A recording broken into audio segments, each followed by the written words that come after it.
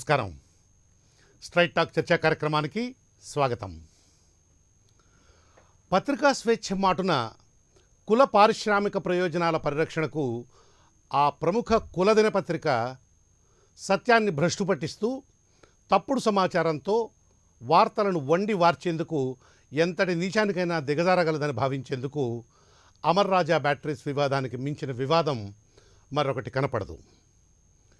తిరుపతి పట్టణ శివారుల్లో ఈ భారీ కర్మాగారం నుంచి అత్యంత విషపూరితమైన సీసంతో కూడినటువంటి విషవాయువుల వల్ల ఆ చుట్టుపక్కల 4-5 కిలోమీటర్ల దూరంలోని నేల, నీరు, గాలి పూర్తిగా విషపూరితమై మనుషులు, జంతువులు, మొక్కల మనుగడకు ప్రమాదకరంగా తయారైందని, అక్కడికి సమీపంలోని నాయుడు చెరువు, గొల్లపల్లి చెరువు నీళ్లు తీవ్రంగా కలుషితమయ్యాయని రాష్ట్ర కాలుష్య నియంత్రణ మండలి, పర్యావరణ పరిరక్షణ, శిక్షణ, పరిశోధనా సంస్థలు పలు నివేదికల ద్వారా నిగ్గుతేల్చగా, ఆ నివేదికల ఆధారంగా రాష్ట్ర కాలుష్య నివారణకు ప్రభుత్వం అమర్ రాజా కర్మాగారానికి పలుమార్లు గడువిచ్చి ఆ సంస్థ అటువంటి చర్యలేవీ తీసుకొనకపోవడంతో మూసివేత ఉత్తర్వులు జారీ చేసింది.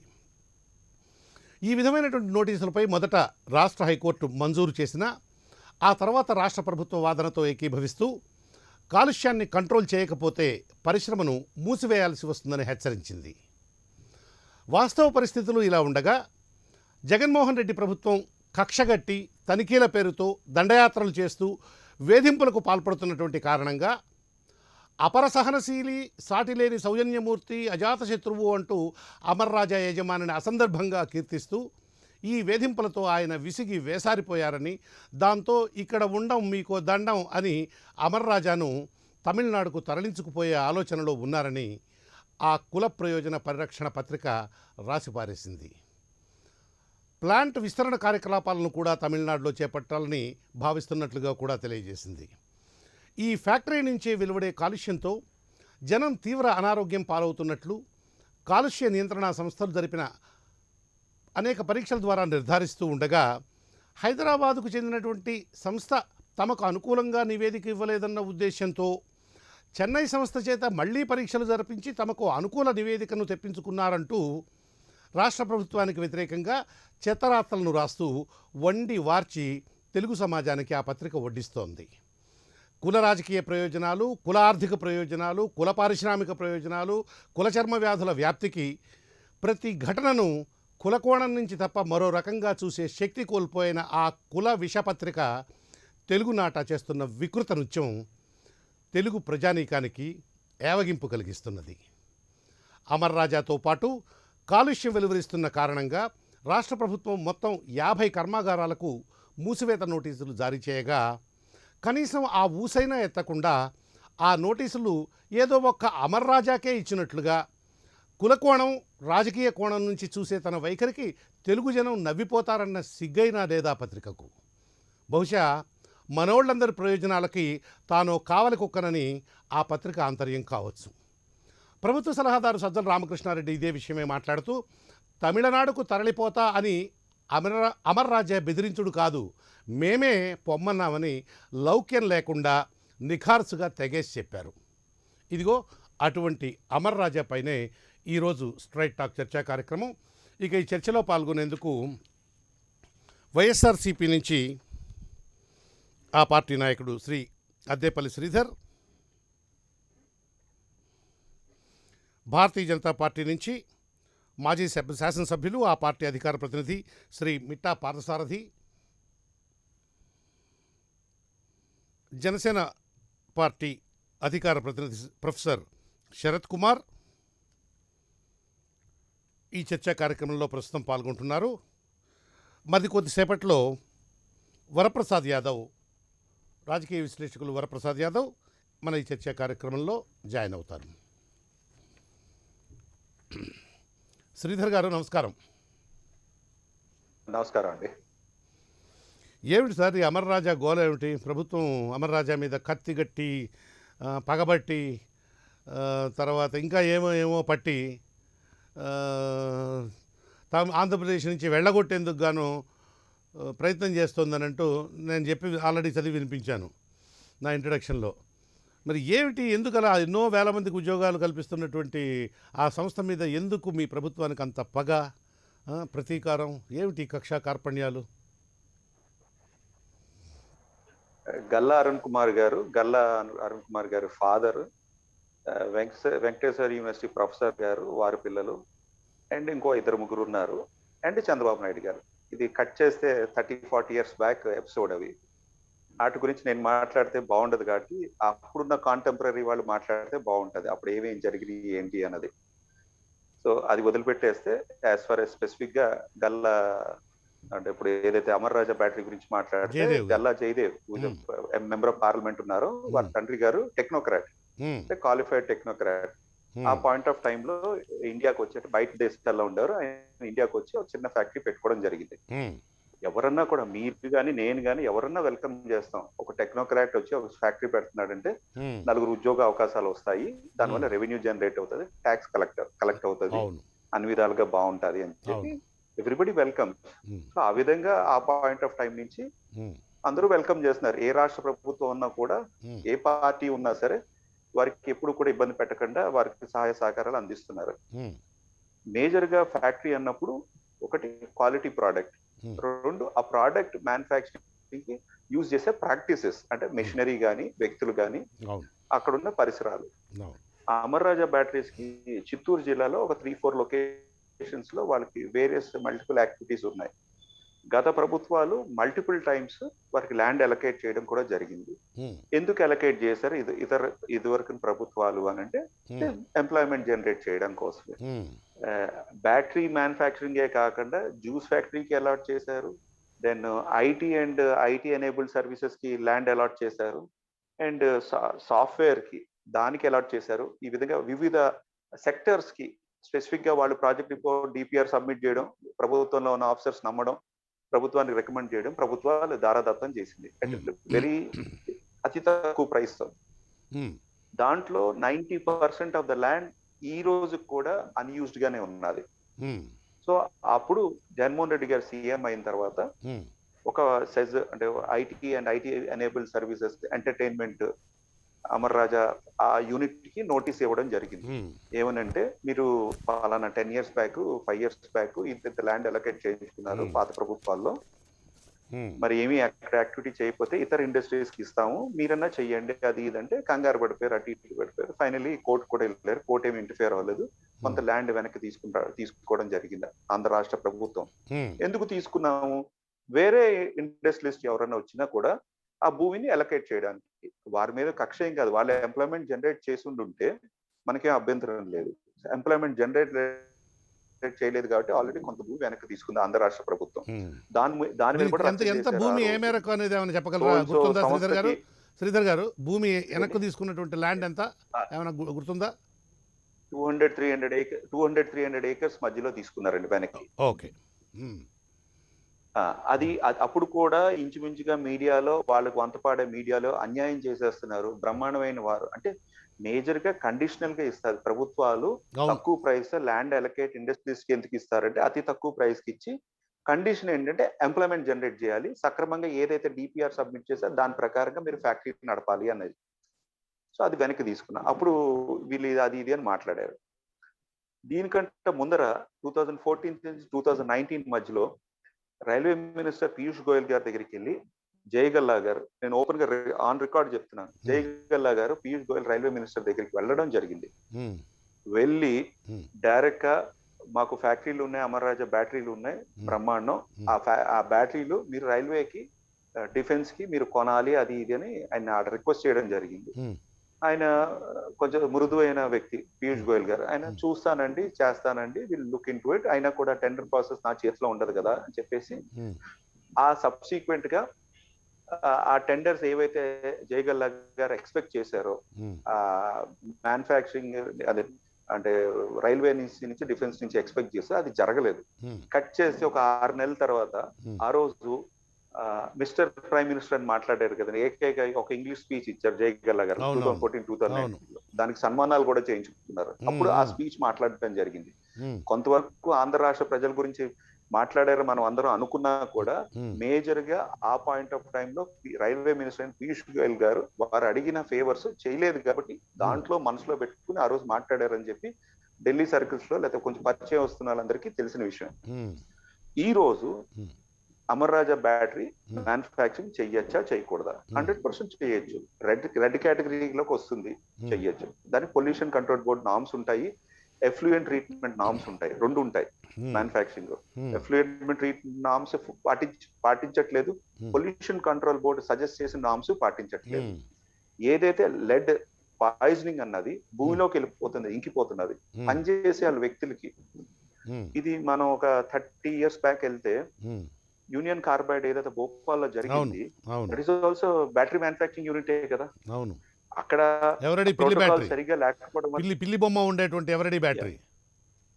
Eveready batteries. ఉమ్, అప్పుడు ఆ పాయింట్ ఆఫ్ టైమ్ లో అక్కడ యాక్సిడెంట్ జరిగింది. ఎందుకు? అవును. మ్యానుఫ్యాక్చరింగ్ ప్రాసెస్ సక్రమంగా లేకపోవడం వల్ల, ఉమ్, సేఫ్టీ ప్రోటోకాల్ సక్రమంగా లేకపోవడం వల్ల, ఉమ్, పొల్యూషన్ కంట్రోల్ బోర్డు మెజర్స్ సరిగ్గా సక్రమంగా, అది ఫారిన్ కంపెనీయే ఉమ్, బట్ అయినా కూడా యాక్సిడెంట్ జరిగింది. ఉమ్, అప్పుడు ఎంతమంది ప్రాణ నష్టం జరిగింది, అవును, ఎన్ని జనరేషన్స్, అవును. దశ దశ ఎన్ని జనరేషన్స్ దెబ్బతిన్నారు, ఉమ్, ఎంత ఎంత ప్రాణ నష్టం జరిగింది. ఉమ్, సరే ఆ పాయింట్ ఆఫ్ టైంలో కాంగ్రెస్ కానీ బీజేపీ కానీ ఇతరులు జనతా దళ్ ఓకే. వాళ్ళందరూ ఏ విధంగా చేశారో అది వదిలిపెట్టేద్దాం. ఉమ్, ఈ రోజు ప్రధానంగా మీరు కానీ నేను కానీ ఉమ్, ఎనీబడి విల్ ఆస్క్, ఉమ్, మీరు అమర్ రాజా గారు మీరు బ్యాటరీలు మ్యానుఫ్యాక్చర్ చేసుకోండి, ఉమ్, ప్రాసెస్ పాటించండి, um, effluent control board norms, pollution control norms పాటించండి. ఉమ్, ఏవైతే సజెషన్స్ మేజర్ గా అంటే మీకు ఓపెన్ గా చెప్తాను, ఉమ్, ఏమవుతుంది, ఎందుకు పొల్యూషన్ కంట్రోల్ బోర్డు చెప్పినా, ఉమ్, హైకోర్టు చెప్పినా, ఉమ్. లేకపోతే వారు చదువుకున్న వాళ్ళే కదా అందరూ మీరు కూడా, మీ ప్రభుత్వం నోటీసులు ఫ్యాక్టరీలో కూడా ఇచ్చింది మేనేజ్మెంట్ కదా ఉంటుంది. శ్రీధర్ గారు, మీ ప్రభుత్వం నోటీసులు కూడా ఇచ్చింది కదా 2, 3, 4 పర్యాయాలు. అదే అదే ఉమ్, నోటీస్ అని కూడా అనకన్నా నేను ఉమ్, ఎంత చక్కగా చెప్తానంటే చెప్పినా కూడా అంటున్నాను. ఉమ్, ఉమ్, నోటీసుల సంగతి తెలియదు, చెప్పినా కూడా ఉమ్, వాళ్ళు ఎందుకు పాటించట్లేదంటే ఉమ్, వాళ్ళ ప్రాఫిట్లు తగ్గిపోతాయి కాబట్టి. ఉమ్, ఉమ్, మేజర్ గా ఏంటంటే ఉమ్, ఎఫ్లుయెంట్ ట్రీట్మెంట్ నామ్స్ కానీ పొల్యూషన్ కంట్రోల్ నామ్స్ కానీ పాటిస్తే ఉమ్, లక్షలు కోట్లు ఖర్చు పెట్టాల్సి వస్తుంది. ఉమ్, అది ఖర్చు పెట్టే ఇంటెన్షన్ లేదు వాళ్ళకి, ఉమ్, ఉమ్, ఇంటెన్షన్ లేదు. ఉమ్, ఒకసారి నోటీసు, 2 సార్లు నోటీస్ అని కాదు. ఇప్పుడు ఉమ్, ఏమంటున్నారు, ఉమ్, మేము ఇంతకాలం నుంచి ఫ్యాక్టరీ నడుపుతా ఉంటే ఈ రోజే ఇబ్బంది వచ్చిందా అని అంటే, ఇంతకాలం కూడా మీరు మేనేజ్ చేస్తున్నారు, ఈ రోజు ప్రభుత్వం నిక్కచ్చిగా ఏమంటున్నది, ఉమ్, ఏదైతే లెడ్ పాయిజనింగ్ అనేది ఐడెంటిఫైడ్ శాంపిల్స్ లో పలు సంస్థలు ఏదైతే ఎస్టాబ్లిష్ చేసిందో ఆ రిపోర్ట్ బేస్ చేసుకుని మీరు కరెక్షన్స్ చేయండి అంటున్నారు. ఉమ్, మేము కరెక్షన్స్ చేయము, మేము నడుపుతాం ఇదే విధంగా. అది ఉమ్, తప్పు కదా. ఉమ్. ఏలూరులో ఈ మధ్య కాలంలో మనకి ఒక సంఘటన జరిగింది. అవును.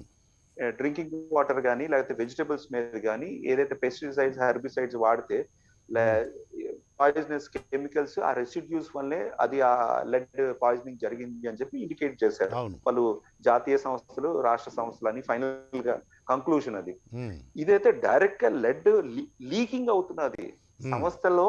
ఉమ్, జీరో జీరో డిశ్చార్జ్ ఉండాలండి, జీరో ఉమ్, డిశ్చార్జ్ జీరో లీకేజ్ ఉండాలి ఉమ్, సంస్థలో. ఉమ్, అలాంటిది సంస్థ ప్రోటోకాల్ సరిగ్గా లేకపోవడం వల్ల ఈ ఉమ్, లెడ్ ఏదైతే పాయిజనస్ ఉన్నదో ఉమ్, అది లీక్ అయ్యి భూమిలోకి వెళ్ళిపోతుంది, ఆ నీరులోకి వెళ్ళిపోతుంది, ఆకాశంలో గాల్లోకి వెళ్ళిపోతుంది. ఉమ్, దానివల్ల సంస్థలో పనిచేసే వాళ్ళు కానీ ఆ పరిసర ప్రాంతాల్లో ఉన్న వాళ్ళకి హై కంటామినేషన్ వాళ్ళ బ్లడ్ లెవెల్స్ లోను ఉమ్, వాళ్ళ బాడీ లెవెల్స్ లో శాంపిల్స్ తీస్తే తెలుస్తున్నది. ఉమ్, అక్కడ ఉన్న ఎయిర్ కానీ వాటర్ కానీ ఎర్త్ శాంపిల్స్ కలెక్ట్ చేస్తే లెడ్ పాయిజనింగ్ కనబడుతున్నది. ఉమ్, ఇదే ప్రభుత్వం చెప్పింది, ఇదే పొల్యూషన్ కంట్రోల్. దానికి ప్రోటోకాల్స్ ఉంటాయి, ఉమ్, ఇంపోర్టెడ్ కెమికల్స్ ఉన్నాయి, రెజిన్స్ ఉన్నాయి, ఉమ్, అవి ఉపయోగించాలి. అంటే ఉమ్, ఆ గాల్లో వెళ్ళిపోకుండా ఆ రెజిన్స్ లోంచి ఆ పొల్యూషన్ వెళ్తే అవి ఆ రెజిన్స్ లోకి వెళ్తాయి. దానికి ఒక సేఫ్టీ ప్రోటోకాల్ ప్రకారం డిస్పోజల్ చేయాలి. ఉమ్, ఆ నీళ్ళలోంచి వెళ్ళినప్పుడు కూడా ఆ రెజిన్స్ కలపాలి. ఉమ్, ఇవన్నీ కలిపేవన్నీ కూడా ఎక్స్పెన్సివ్ కాబట్టి, ఇంపోర్టెడ్ రా మెటీరియల్ కాబట్టి అది వాడట్లేదు వాళ్ళు. ఉమ్, దానివల్ల ఆ కంపెనీలో పనిచేసే, వ్యవస్థలో పనిచేసే వ్యక్తులు, ఉమ్. ఆ కంపెనీ ప్రాసెస్ లో ఇన్వాల్వ్ అయ్యే వ్యక్తులు, అది కాకుండా కూడా ఏమీ తెలియని వ్యక్తులు ఆహా, ఆ చుట్టుపక్కల ఉండేటువంటి వాళ్ళు, బయట వాళ్ళందరూ ప్రజలు కూడా, ఏమి సామాన్యమైనటువంటి ప్రజలు కూడా ఎఫెక్ట్ అవుతున్నారు, గ్రామీణులు ఎఫెక్ట్ అదే అవుతూ ఉన్నారు కదా. మనకేం సంబంధం లేదు కదా. మన ఉమ్, ఫ్యాక్టరీ చుట్టుపక్కలంతా తిరుగుతున్నాం. ఇప్పుడు ఉమ్, నేను వెళ్ళి తిరిగాను ఆ ఏరియాలో, ఉమ్, నాకు తెలియదు కదా.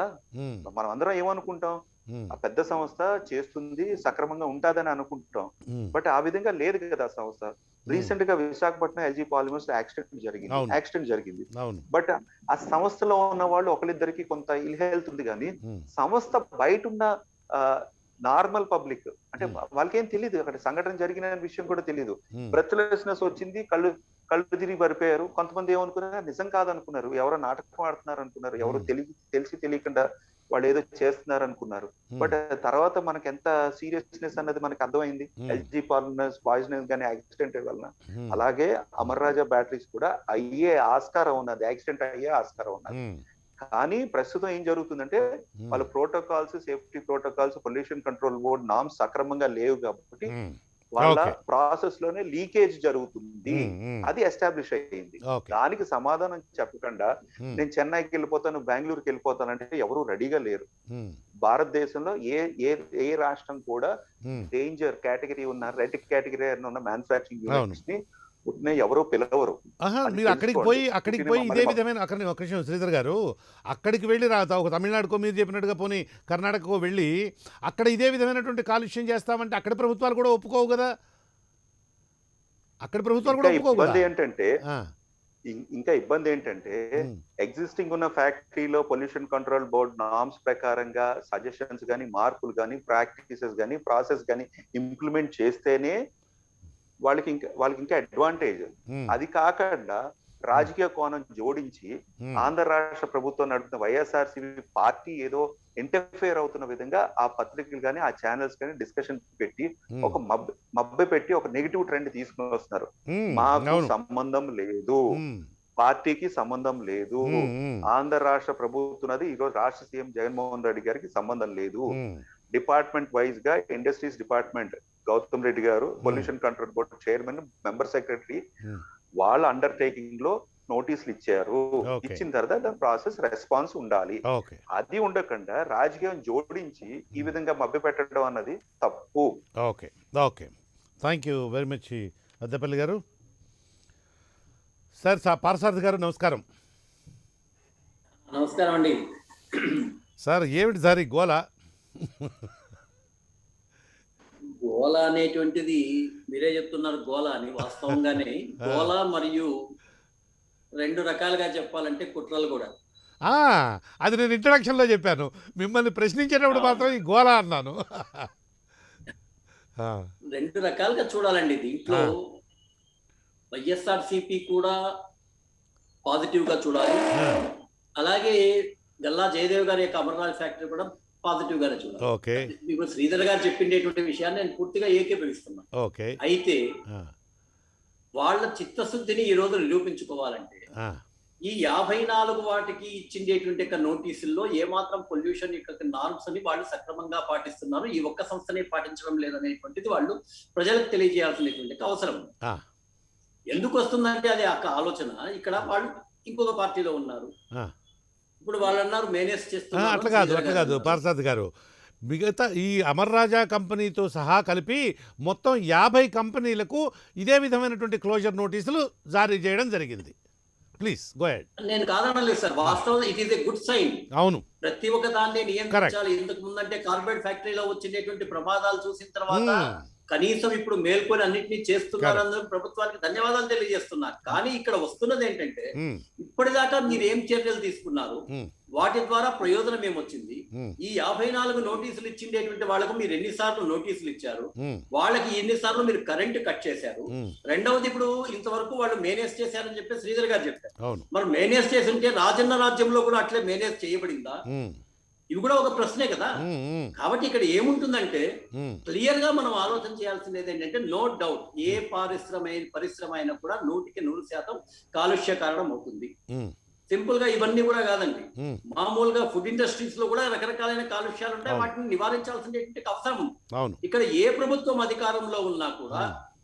మేనేజ్ చెయ్యకుండా హ్మ్. అధికారులకి స్వతంత్రత ఇచ్చి హ్మ్. ఖచ్చితంగా వాళ్ళ ద్వారా పరిష్కారం చేస్తే తప్పనిసరిగా పరిష్కారం దొరుకుతుంది. హ్మ్. నా వరకు నా వ్యక్తిగతమైన ఫీలింగ్ ఏంటంటే, పరిశ్రమను పోగొట్టుకోవడం అనేటువంటిది అది రాష్ట్రానికి, హ్మ్. పార్టీగత పక్కన పెట్టండి, అది హ్మ్. వైఎస్ఆర్సీపీ పార్టీకి నష్టమా ఇంకోరికి నష్టమా అవును. అనేటువంటిది కాదు, హ్మ్. రాష్ట్రానికి నష్టమైతుంది. హ్మ్. సింపుల్ గా అప్పుడు టాటా నానో ఫ్యాక్టరీ కేవలం మమతా బెనర్జీ యొక్క అహంకార పూరితమైనటువంటి దాని కారణంగానే వేరే చుట్టుకుపోయింది. ఆ లాభాలన్నీ అవును ఇక్కడికి వచ్చాయి. అవును అవును ఈ రోజు కూడా నిజంగానే అమర్ రాజా ఫ్యాక్టరీ వాళ్ళు వెళ్ళిపోవాలనుకుంటే ఉమ్, చిత్తశుద్ధితో ఉండేటువంటి రాష్ట్ర ప్రభుత్వం ఏం చేయాలా? వాళ్ళని పిలిపించాలా, ఉమ్, ఇంకా అవసరమైతే నచ్చజెప్పాలా, లేకపోతే కాలుష్య నివారణకు ఏదైనా సపోర్ట్ ప్రభుత్వం నుంచి కావాల్సింటే కూడా చెయ్యాలా? ఎందుకు? ఉమ్. ప్రభుత్వం నుంచి ఇచ్చే సపోర్ట్ ఇవ్వడం ద్వారా ఇప్పుడు నాకు తెలిసినంత వరకు దాదాపు 1200 కోట్ల రూపాయలు రాష్ట్ర ప్రభుత్వానికి ఆదాయం వస్తుంది. అవును దాదాపు 1,00,000 మందికి దాదాపుగా డైరెక్ట్ గాను ఇండైరెక్ట్ గాను ఉపాధి అవకాశాలు. అంతే కూడా కాదు, ఇంకొక 1200 ఇంకా కోట్ల రూపాయలు కేంద్ర ప్రభుత్వానికి కూడా పోతుంది. అంటే మొత్తం ఖచ్చితంగా. 2,500 కోట్ల కేంద్ర రూపాయలు. ప్రభుత్వం కేంద్ర ప్రభుత్వానికి పోతే దాంట్లో రాష్ట్ర ప్రభుత్వానికి 50% వస్తుంది కదండి. అవును 42% డైరెక్ట్ గాను, 5% పంచాయతీలకు, అవును. 2% అవును. అలాగే ఉండేటువంటి కెలామిటీ ఫండ్ కి వస్తుంది కదా. అవును. కాబట్టి కేంద్ర ప్రభుత్వం ఏం దోచుకోదండి. కేంద్ర ప్రభుత్వం నా దోచుకోదు, రాష్ట్ర ఉద్దేశం ప్రభుత్వం దోచుకోదు. నా ఉద్దేశం అమర్ రాజా ఫ్యాక్టరీ వల్ల అటు కేంద్ర ప్రభుత్వానికి ఆదాయం, దాన్ని పంపకం చేస్తారనే విషయం పక్కకు పెడితే అటు కేంద్ర ప్రభుత్వానికి ఆదాయం వస్తుంది, ఇటు రాష్ట్ర ప్రభుత్వానికి ఆదాయం వస్తుంది. ఒక్క నిమిషం, ఖచ్చితంగా. శ్రీధర్ గారు ఏదో నేనేమంటానంటే, పాయింట్ చెప్తున్నారట. వైఎస్ఆర్సీపీ కూడా వైఎస్ఆర్సీపీ నేను నో ఏమంటానంటే, ప్రాబ్లం. ఇది మనము కక్షలతో చూడాల్సిందేటువంటి ఇష్యూ కాదు. చాలా అంటే ఇప్పుడు మందికి దీని ఏమో వెనకాల దురభిప్రాయం కక్షలు ఉన్నాయంటారా ఏంటంటేనండి, పార్సారథి గారు? దీని వెనకాల కక్షలు ఉన్నాయంటారా? అంటే ప్రజల్లో ఈ రోజు వస్తున్న నానుడు ఏముందంటే, మ్మ్. 54 కంపెనీలకు ఎట్లా వస్తుందంటేనండి, ఇది ఉమ్, ఆ రోజు ప్రజావేదికను కూల్చారు. ఉమ్, కూల్చినప్పుడు ఏమన్నారు? కృష్ణానదీ పరివాహక ప్రాంతంలో ఈ యొక్క చంద్రబాబు నాయుడు గారు అక్రమ కట్టడం చేసిన కారణంగా దీన్ని కూల్చేసేమన్నారు. Yes, welcome. ఉమ్. మరి మిగతావన్నీ ఎందుకు ఇంతవరకు యాక్షన్ తీసుకోవాలి? 2 నెలల్లో మీకు టైం లేదా? లేకపోతే వాళ్ళతో మీకు ఏమన్నా కాంట్రాక్ట్ కుదిరిందా? బాగుంది, మంచి ఏదో ప్రశ్న. ప్రశ్న మనం వేయాల్సి వస్తుంది కదా. మంచి ప్రశ్న, ఖచ్చితంగా కాబట్టి అడగాల్సిన, నువ్వు ఖచ్చితంగా ఒకరితో పాటు నిలదీయాల్సిన అందరినీ ప్రశ్న ఇది. చేస్తూ ఉంటే, నువ్వు ఒకరితో పాటు అందరినీ చేస్తూ ఉంటే really it is hats off welcoming correct situation. Correct. ఇప్పుడు కూడా మీరు 54 సంస్థలకి నోటీసులు ఇచ్చారు. ఎస్, మంచిదే. మన వరకు మీరు ఏమేం ప్రయత్నాలు చేశారో వాటిని రెక్టిఫై చేయడానికి దానికి చాలా ఎట్లా అయిపోయిందంటే, అధికారులు, నేను డైరెక్ట్ గా నేను పార్టీలను కాదండి, పార్టీలు 5 సంవత్సరాలు వీళ్ళు ఉంటారు, 5 సంవత్సరాలు ఉంటారు, అధికారులు శాశ్వతంగా ఉంటారు. దోచుకునే దానికి మాత్రమే ప్రభుత్వాల్ని వాళ్ళు వాడుకుంటున్నారు అధికారులు. నేను కూడా ఒక ఇండస్ట్రీ నడుపుతున్నానండి. బెంగళూరులో నేను ఒక చెత్త నుంచి కరెంటు చేసేటువంటి అద్భుతమైనటువంటి, అంటే దాంట్లో కరెంటు ఉత్పత్తి కాదు, చెత్తను వేస్ట్ డిస్పోజల్ ప్రాజెక్టు నేను చేస్తే, 2 అధికారుల యొక్క కుట్రల కారణంగా ఈ రోజు అది స్పాయిల్ అయిపోయింది. స్పాయిల్ అయిపోయినటువంటి ఫ్యాక్టరీని రికవరీ చేయడానికి 2014లో నేను కోర్టు ద్వారా వెళ్తే ఇప్పటిదాకా దానికి రెస్పాండ్ కావడం లేదు ప్రభుత్వాలు. అంటే నేను ఏ ప్రభుత్వాన్ని కూడా చెప్పనండి, నేను దయచేసి దీంట్లో నేను I'm not all coming to the party. Realistic గా చూస్తే ఈ రోజు ఇండస్ట్రీస్ అనేటువంటివి మన ఆర్థిక ఆదాయానికి పెంపుదల. అంతే కదా. చైనా 1980 ప్రాంతంలో ఇండస్ట్రియలైజేషన్ కు వెళ్ళింది కాబట్టే ఈ రోజు ప్రపంచంలో అగ్రగామి దేశంగా అమెరికాను, రష్యాను కూడా తలదన్నే దేశంగా తయారైంది. ఆ రోజుల్లో ఉండేటువంటి ఇక్కడ కాంగ్రెస్ పార్టీ అటువంటి పరిపాలన యొక్క మంచి చెయ్యలేని కారణంగా ఈ రోజు కూడా భారతదేశం అనేక రకాలైన ఇబ్బందుల్లో ఉంది. కాబట్టి నేను వైఎస్ఆర్సీపీని, అద్దేపల్లి శ్రీధర్ గారిని కూడా నేను రిక్వెస్ట్ చేసేది ఏంటంటే, ఒక్కసారి వాళ్ళని పిలిపించండి, ఇంకా కూడా కఠినంగా ప్రజలకు కూడా తెలియచేయనివ్వండి, ప్రజల దగ్గర వాళ్ళని దోషిగా నిలబెట్టండి. ఈ యొక్క కాలుష్య నివారణ చర్యలు వాళ్ళు చేయడం లేదు, అవసరమైతే ప్రభుత్వం నుంచి కొంత సహాయం చేయండి. సహాయం అంటే ఈ రోజు వాళ్ళు 50 కోట్లు 100 కోట్లు ఇస్తే it is only a beneficial. ఒక్క నిమిషం పార్సారథి గారు, తిరిగి వచ్చే పార్సారథి గారు ఒక్క నిమిషం మీకే మళ్ళా ఛాన్స్ ఇస్తాను. శ్రీధర్ గారు చెప్పండి. గల్లా అదే Amar Raja batteries is a profit making company. మళ్ళీ ఇంకోసారి చెప్తున్నాను, లాస్ మేకింగ్ కంపెనీకి అయితే ప్రభుత్వాలు ఇంటర్ఫేర్ అవుతాది, ఈ ప్రభుత్వం ఇంటర్ఫేర్ అవ్వదు. అద్దేపల్లి శ్రీధర్ ఆంధ్ర రాష్ట్ర సీఎం గా జగన్మోహన్ రెడ్డి గారు వైఎస్ఆర్సీపీ పార్టీకి సంబంధం లేదు ఏది కూడా. మేము లేవనెత్తిన అంశాలు నేను మీకు ఇంకా అర్థమయ్యే విధంగా చెప్తున్నాను. లేదులేండి, మీ ఆర్గ్యుమెంట్ తో అంగీకరించలేదు, మళ్ళీ వస్తాను మీ దగ్గరికి. నో కదా, ఇది ఒక్కటే చెప్పాను. అమర్ రాజా బ్యాటరీస్ రాజన రాజ్యం గాని అర్లియర్ ప్రభుత్వంలో అది చిన్న కంపెనీ కింద ఉంది. ఆ రోజు 1,00,000 బ్యాటరీలు మ్యానుఫాక్చరింగ్ చేసినప్పుడు 1,00,000 బ్యాటరీకి సరిపడే ఎఫ్లూయెంట్ ట్రీట్మెంట్ ప్లాంట్ కానీ పొల్యూషన్ కంట్రోల్ బోర్డు సజెస్ట్ చేసిన మెజర్స్ ఇంప్లిమెంట్ చేశారు.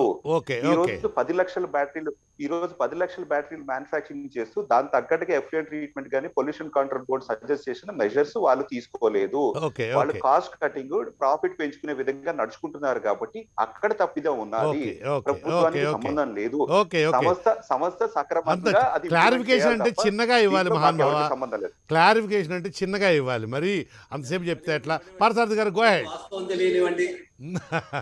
పార్థసారథి గారు గో హెడ్. అదేనండి, ఇక్కడ 100% శ్రీధర్ గారు చెప్పినట్లుగా వాళ్ళు తెలుగుదేశం ప్రభుత్వంలో మేనేజ్ చేసింటారనే విషయంలో నాకు ఏమాత్రం కూడా అనుమానం లేదు.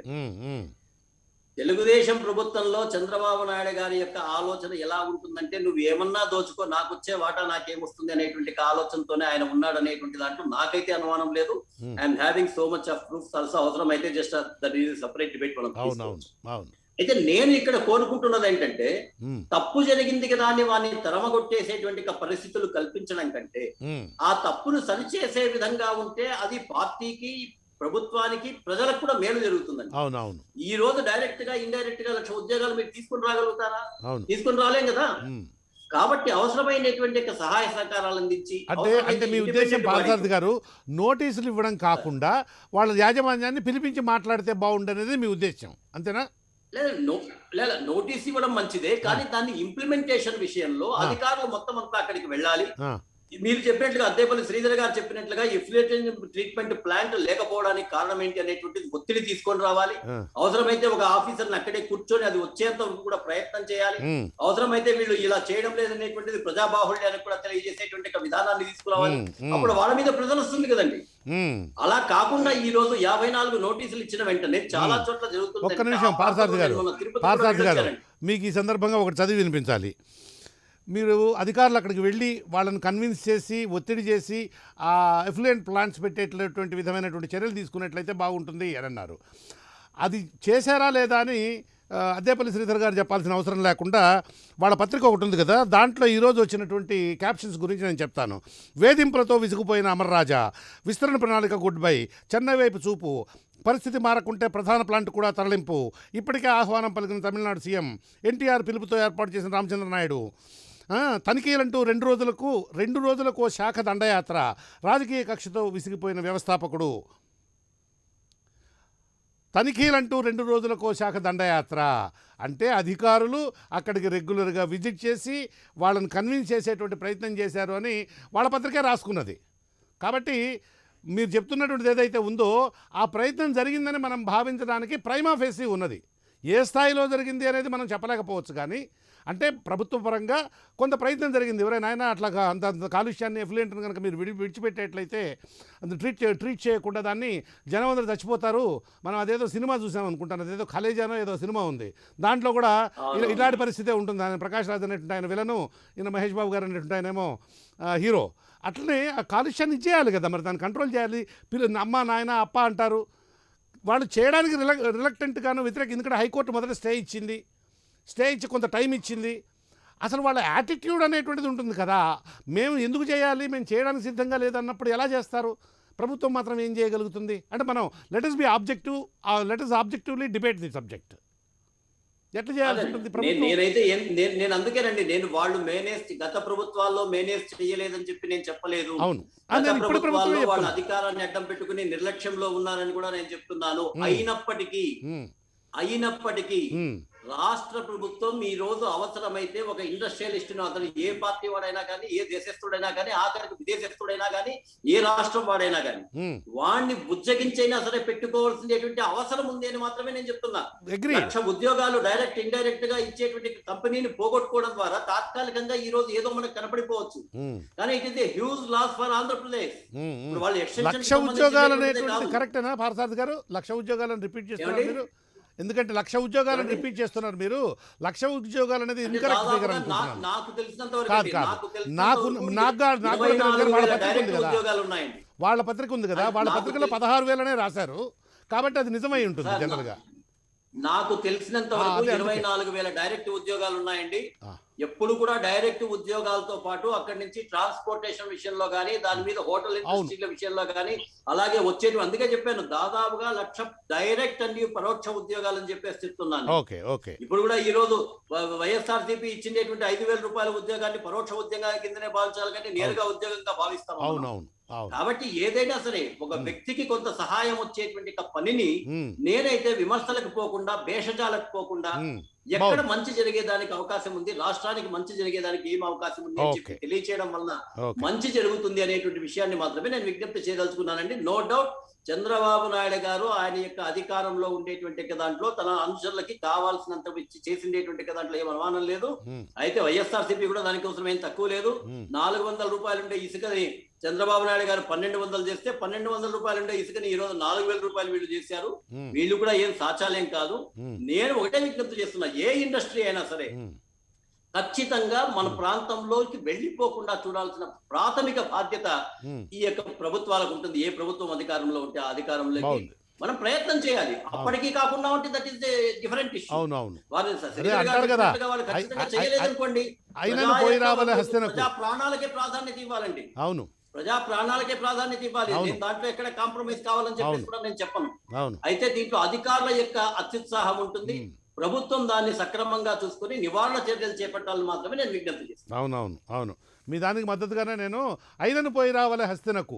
పోయి రావాలా, అడగాల, దుర్యోధనని బ్యాడ్గా చూపించాలా, అంతేనా? థ్యాంక్ యూ ఖచ్చితంగా బాలసామి. అంతేనండి. Thank you very much. అయ్యా శరత్ గారు, professor Sarath, now it is your turn. మీరు అసలే ముందుగా మరి పర్యావరణానికి సంబంధించి మీ నాయకులు చాలా క్రియాశీలకంగా పనిచేస్తూ ఉంటారు. ఉద్దానానికి సంబంధించి మీ Correct, నాయకుడు, పెద్ద నాయకుడు పవన్ కళ్యాణ్ గారు చాలా యాక్టివ్ రోల్ ప్లే చేసినటువంటి సందర్భం కూడా ఉంది. ఇంకా చాలా కూడా ఉన్నాయి. గో అహెడ్, మీరు ఎట్లా రియాక్ట్ అవుతారో చూద్దాం. సో జనసేన పార్టీ ముఖ్యమైన 7 సిద్ధాంతాల్లో ఒకటి పర్యావరణాన్ని పరిరక్షిస్తూ అభివృద్ధి ప్రస్థానాన్ని సాధించడం అనేది మెయిన్ ఇంపార్టెంట్ పాయింట్ అండి. బాగుంది. దానికి సరిపడా నది పరిరక్షణ కానీ, లేకపోతే మన నది మన నుడి కానీ, ఉమ్, ఇటువంటి యాక్టివిటీస్ అన్నిట్లో కూడా మా వాళ్ళు చాలా కంటెస్ట్ చేస్తూ ఉంటారు. ఖచ్చితంగా ఇక్కడ తప్పు జరిగినా సరే దాన్ని ఖచ్చితంగా మేము చెప్పడంలో మేము ముందు ఉంటామని చెప్పడానికి గుడ్. చాలా ఎగ్జాంపుల్స్ ఉన్నాయండి. ఉమ్, సో వాస్తవానికి ఇక్కడ Amar Raja batteries limited company, ఏఆర్బిఎల్ company విషయానికి వస్తే కనుక, ఉమ్, ఈ కంపెనీ 2005 సంవత్సరం నుంచి నేను పిహెచ్డి ఎస్వి యూనివర్సిటీ తిరుపతిలో చేస్తూ ఉమ్, ఐఎస్ఆర్ఓలో కాంట్రాక్ట్ ఇంజనీరింగ్ చేస్తున్నప్పటి నుంచి ఆ కంపెనీ గురించి నాకు తెలుసండి. ఉమ్, ఉమ్, ఏ కంపెనీ అయినా సరే సస్టైనబుల్ గా డెవలప్ అవుతూ ప్రజల ఆరోగ్యాన్ని కూడా దృష్టిలో పెట్టుకోవాల్సిన పరిస్థితి, బాధ్యత వాళ్ళకు ఉందండి. ఉమ్, ఈ రోజు అద్దేపల్లి శ్రీధర్ గారు చెప్పిన దాంట్లో ఖచ్చితంగా చాలా పాయింట్స్ కి నేను ఏకీభవిస్తాను. ఉమ్, ఎందుకంటే Hmm. ఎంతసేపటికి కూడా పర్టికులర్ గా ఉమ్, కంపెనీ డెవలప్ అనేది అవుతున్నప్పుడు ఉమ్, ఖచ్చితంగా దాని రెమిడియల్ మెజర్స్ అనేది కూడా తీసుకుంటూ ఉమ్, చేయాలి. ఉమ్, ఒకనొక టైంలో 1,00,000 బ్యాటరీస్ అనేది ఇంప్లిమెంట్ మీ ప్రొడక్షన్ చేస్తున్నప్పుడు ఈ రోజు ఉమ్, 10 లక్షల బ్యాటరీస్ వరకు దాటి ఉమ్, ప్రొడక్షన్ చేస్తూ ఉన్న పరిస్థితుల్లో ఉమ్, ఈ కంటామినేషన్ అనేది, లెడ్ యాసిడ్ అనేది, లేకపోతే లెడ్ పార్టికల్స్ అనేది ఖచ్చితంగా కూడా ఉమ్. చుట్టుపక్కల ఎయిర్ కానీ, వాటర్ కానీ, లేకపోతే రిసోర్సెస్, ఫారెస్ట్ రిసోర్సెస్ అంటే కరకంబాడి అనేది కొండకి, ఉమ్, ఫుట్ హిల్స్ ఆఫ్ తిరుపతి కొండకి జస్ట్ ఆనుకొని ఉన్న పరిస్థితుల్లో అమర్రాజా బ్యాటరీస్ ఉంటుందండి. ఉమ్. సో అక్కడ ఉన్న వెంకటేశ్వర స్వామి కూడా ఎఫెక్ట్ అయ్యే అవకాశం ఉంది. సార్. తిరుపతి ఫుట్ హిల్స్ అన్నారు, వెంకటేశ్వర స్వామి కూడా ఎఫెక్ట్ అయ్యేటువంటి అవకాశం ఉంది. ఖచ్చితంగా సార్, అక్కడ ఉన్న వన్య ప్రాణులకు కూడా అంతా కూడా ఎఫెక్ట్ అయ్యేదానికి ఖచ్చితంగా ఉమ్, జరుగుతున్న పరిస్థితి ఉందండి. అవును. సుమారుగా 12,000 మంది ఎంప్లాయీస్ అనేది అక్కడ డైరెక్ట్ ఎంప్లాయీస్ కింద ఉండి బెనిఫిట్ సంపాదిస్తున్నా సరే, ఉమ్, ఎంప్లాయీస్ మెజర్స్ అనేది కంపెనీ వాళ్ళు బాగానే చేస్తారు. కానీ ఉమ్, ఇటువంటి పర్యావరణాన్ని చెడగొడితే కనుక ఏ పార్టీ కానీ, లేకపోతే ఏ గవర్నమెంట్ కానీ యాక్సెప్ట్ చేసే పరిస్థితి మాత్రం లేదండి. ఉమ్, మనకి ఉమ్, స్పెసిఫిక్ గా ఎయిర్, మనకి ఎన్విరాన్మెంటల్ యాక్ట్ కానీ, 1986 కానీ, air and water pollution acts కానీ ఉమ్, మనకి ఉన్నాయి. ఉమ్, అలాగే AP state control pollution board అనేది ఉమ్, విజిబుల్ గా ఉండి యాక్టివిటీస్ చేసి మొట్టమొదటిసారి అనుకుంటాను ఉమ్, ఒక కంపెనీ నిజంగా పర్యావరణ పరిస్థితుల్ని ఫాలో అవ్వట్లేదనే ఉద్దేశంతో ఉమ్, ముందుకొచ్చి యాక్షన్ అనేది తీసుకున్నారు. ఉమ్, బట్ ఇక్కడ ఏంటంటే ఉమ్, ఇంపాక్ట్ అనేది వయా మీడియాగా ప్రభుత్వం కూడా ఆలోచించవలసిన పరిస్థితి ఉందండి. ఉమ్, మనకి యునైటెడ్ నేషన్స్ ఆర్గనైజేషన్స్ UNCTAD అనేది ఒకటి ఉందండి. Um, united nation conference for trade development అనే కాన్సెప్ట్ లో ఉమ్, వాళ్ళు 2024 దాని తర్వాత రాబోయే పరిస్థితులు, ఉమ్, ఎలక్ట్రిక్ కార్స్ అనేది వేరే ఆల్టర్నేటివ్ ఫ్యూయల్స్ కింద, అంటే ఇప్పుడు పెట్రోల్ అవును. డీజిల్ అని రేట్లు అనేది పెరుగుతున్న అవును. సమయంలో అవును. ఎలక్ట్రిక్ కార్స్ అనేది రాబోతున్నాయి అని చెప్పేసి ఉమ్, అది ఇప్పుడున్న 23 మిలియన్స్ కాస్త సుమారుగా చాలా ఎదుగుదల, దాదాపు 100 టైమ్స్ ఎదుగుదల అనేది వస్తుందని చెప్పిన సమయంలో ఉమ్, ఇటువంటి అమర్ రాజా సంస్థ బ్యాటరీస్ కూడా ఖచ్చితంగా సిస్టమ్ లో ఉపయోగపడతాయండి. ఉమ్, సో నాకు కరెక్ట్ గా విజిబుల్ గా ఈ రెవెన్యూస్ తెలియదు కానీ, బట్ మీరు చెప్పిన దాని ప్రకారం ఉమ్. 1200 కోట్లు స్టేట్ కానీ 1200 కోట్లు సెంట్రల్ కానీ అవునండి. పే చేస్తున్న సంస్థ ఈ రోజు ఉమ్, ఆ నిజంగా లాభాలు అనేది వాళ్ళ షేర్ వాల్యూస్ కానీ లాభాలను కానీ పెరిగినప్పుడు ఉమ్, ఖచ్చితంగా వాళ్ళు రెమిడియల్ మెజర్స్ అనేది తీసుకోకపోతే కనుక ఉమ్, సంస్థ ఉండి 10,000 మంది నష్టపోతున్నా సరే ఉమ్, మనం రానున్న జనరేషన్స్ లో ఎక్కువ మంది నష్టపోకూడదనే ఉద్దేశంతోనే ఆ విధంగా ఆలోచించి ఉమ్. ఏదైనా వాళ్ళ డెసిషన్ షేర్ తీసుకుంటే వాల్యూ కనుక కూడా మాకు తగ్గిందండి. పర్వాలేదు. శరత్ కుమార్ గారు, సార్, శరత్ గారు, ఇక్కడ ఏంటంటే వాళ్ళ షేర్ సార్, వాల్యూ కూడా స్టాక్ మార్కెట్లో వాళ్ళ షేర్ వాల్యూ కూడా పడిపోయింది. అంటే మరీ సార్, సబ్స్టాన్షియల్ గా ఏం పడిపోయింది. పడిపోలేదు. ఎందుకంటే but sir, as long as facts అనేది తెలిసేంత వరకే కూడా ఎవరైనా సరే షేర్ హోల్డర్స్ కానీ లేకపోతే కనుక ఇన్వెస్టర్స్ కానీ ఉంటారండి. ఎప్పుడైతే వాళ్ళు స్పెసిఫిక్ గా స్టాండర్డ్స్ అనేది ఫాలో అవ్వలేరో ఆటోమేటిక్ గా నెక్స్ట్ లెవెల్లో ఇటువంటి ఇబ్బందులు వస్తాయి. వీటన్నిటిని ఆలోచించి పట్టుదలకి పోకుండా అమర్ రాజా కంపెనీ యాజమాన్యం అనేది ఖచ్చితంగా మెజర్స్ మేము తీసుకుంటామని ముందుకు వచ్చి ఫాలో అయితే సరిపోతుంది. బట్ అసలు ఆ విధమైనటువంటి ఎప్పుడు కూడా యాటిట్యూడ్ కంపెనీ కనపడలేదు కదా అనేది శరత్ గారు. కంటెస్ట్ చేస్తూ ఇప్పుడు శరత్ ప్రజల గారు, ఆరోగ్యాన్ని పణంగా సార్ శరత్ గారు, అసలు ఆ విధమైనటువంటి పాజిటివ్ యాటిట్యూడ్ కనుక కనిపించి నాకేదో ఆ కన్సెషన్ కావాలి ఈ కన్సెషన్ కావాలి అని కనుక అడిగేట్లయితే గవర్నమెంట్ కూడా ఏదైనా కన్సిడర్ చేయొచ్చు. లేదా గవర్నమెంట్ సూమోటోగా తనకు తానుగా వెళ్ళి ఇదిగో మీకు ఏమైనా కావాలంటే చెప్పండియా, కానీ ఈ రకమైనటువంటి జాగ్రత్తలు తీసుకోకనకపోయేట్లయితే చాలా ఇబ్బంది అవుతుంది అని అంటూ వయా మీడియాగా దాన్ని ప్రాబ్లమ్ని సాల్వ్ చేయడానికి ప్రయత్నం చేసే వాతావరణం ఉండాలి. కానీ అటువైపు నుంచి కానీ ఇటువైపు నుంచి గవర్నమెంట్ వైపు నుంచి యాక్షన్ ఇనిషియేట్ చేయాల్సిన పరిస్థితి ఉంటుంది. వాళ్ళ వైపు నుంచి ముందుకు వస్తున్నటువంటి పరిస్థితి అయితే కనపడటం లేదు. ఎందుకంటే కొన్ని నెలలుగా ఇది చాలా కాలంగా సాగుతూ వస్తున్నది. హైకోర్టు కూడా దీంట్లో ఇంటర్ఫియర్ అయింది. మొదట స్టే ఇచ్చింది, ఆ తర్వాత వాళ్ళకి కొంత గడువు ఇచ్చింది, ఆ తర్వాత మళ్ళీ వాళ్ళు అదేంటి ఆ మెజర్స్ ఏవైతే తీసుకోనప్పుడు మేము మూసేయించాల్సి వస్తుంది అని అంటూ వార్నింగ్ కూడా ఇచ్చింది హైకోర్టు. మరి ఖచ్చితంగా సార్, కోర్టులు కూడా మొట్టమొదటిసారి ఒక అవకాశం ఇచ్చారు. అవకాశం ఇచ్చిన తర్వాత ఇంకా మెజర్స్ అనేది తీసుకోకపోతే ఏ కోర్టు కూడా యాక్సెప్ట్ చేయరు. ఎందుకంటే ప్రజల ఆరోగ్యము, పర్యావరణ కాలుష్యం తగ్గించడానికి కోర్టులైనా సంస్థలైనా సరే ఖచ్చితంగా ఇంప్లిమెంట్ చేస్తారు. సో వీటన్నిటిని దృష్టిలో పెట్టుకొని అమర్ రాజా కంపెనీ ముందుకు వచ్చి చేయాల్సిన పరిస్థితి, వాళ్ళ లాభాలని తగ్గినా సరే పర్వాలేదు, కానీ ప్రజల ఆరోగ్యాన్ని పణంగా పెట్టి మాత్రం చేస్తే మాత్రం మేము ఎట్టి పరిస్థితుల్లో యాక్సెప్ట్ చేయం సార్. ఇక్కడ లెడ్ తో పాటు టాక్సిక్ కెమికల్స్ కానీ టాక్సిక్ గ్యాసెస్ కానీ ఖచ్చితంగా రిలీజ్ అయ్యి చుట్టుపక్కల పర్యావరణం అంతా కూడా పాడైపోయిన పరిస్థితి చాలా రిపోర్ట్స్ లో విజిబుల్ గా వచ్చింది సార్. అలాగే ఓకే ఇంటర్నేషనల్ అనే ఒక ఎన్జిఓ సంస్థ లాంటిది కూడా ఇక్కడ సర్వేస్ అనేది చేసి ఇక్కడ చాలా నష్టం జరుగుతుంది అనే పరిస్థితుల్లో వాళ్ళు రిపోర్ట్స్ అనేది ఇచ్చున్నారు. సో వీటన్నిటిని దృష్టిలో పెట్టుకొని ప్రొఫెసర్ శరత్ గారు ఈపీటీఆర్ఐ కూడా ఇచ్చింది.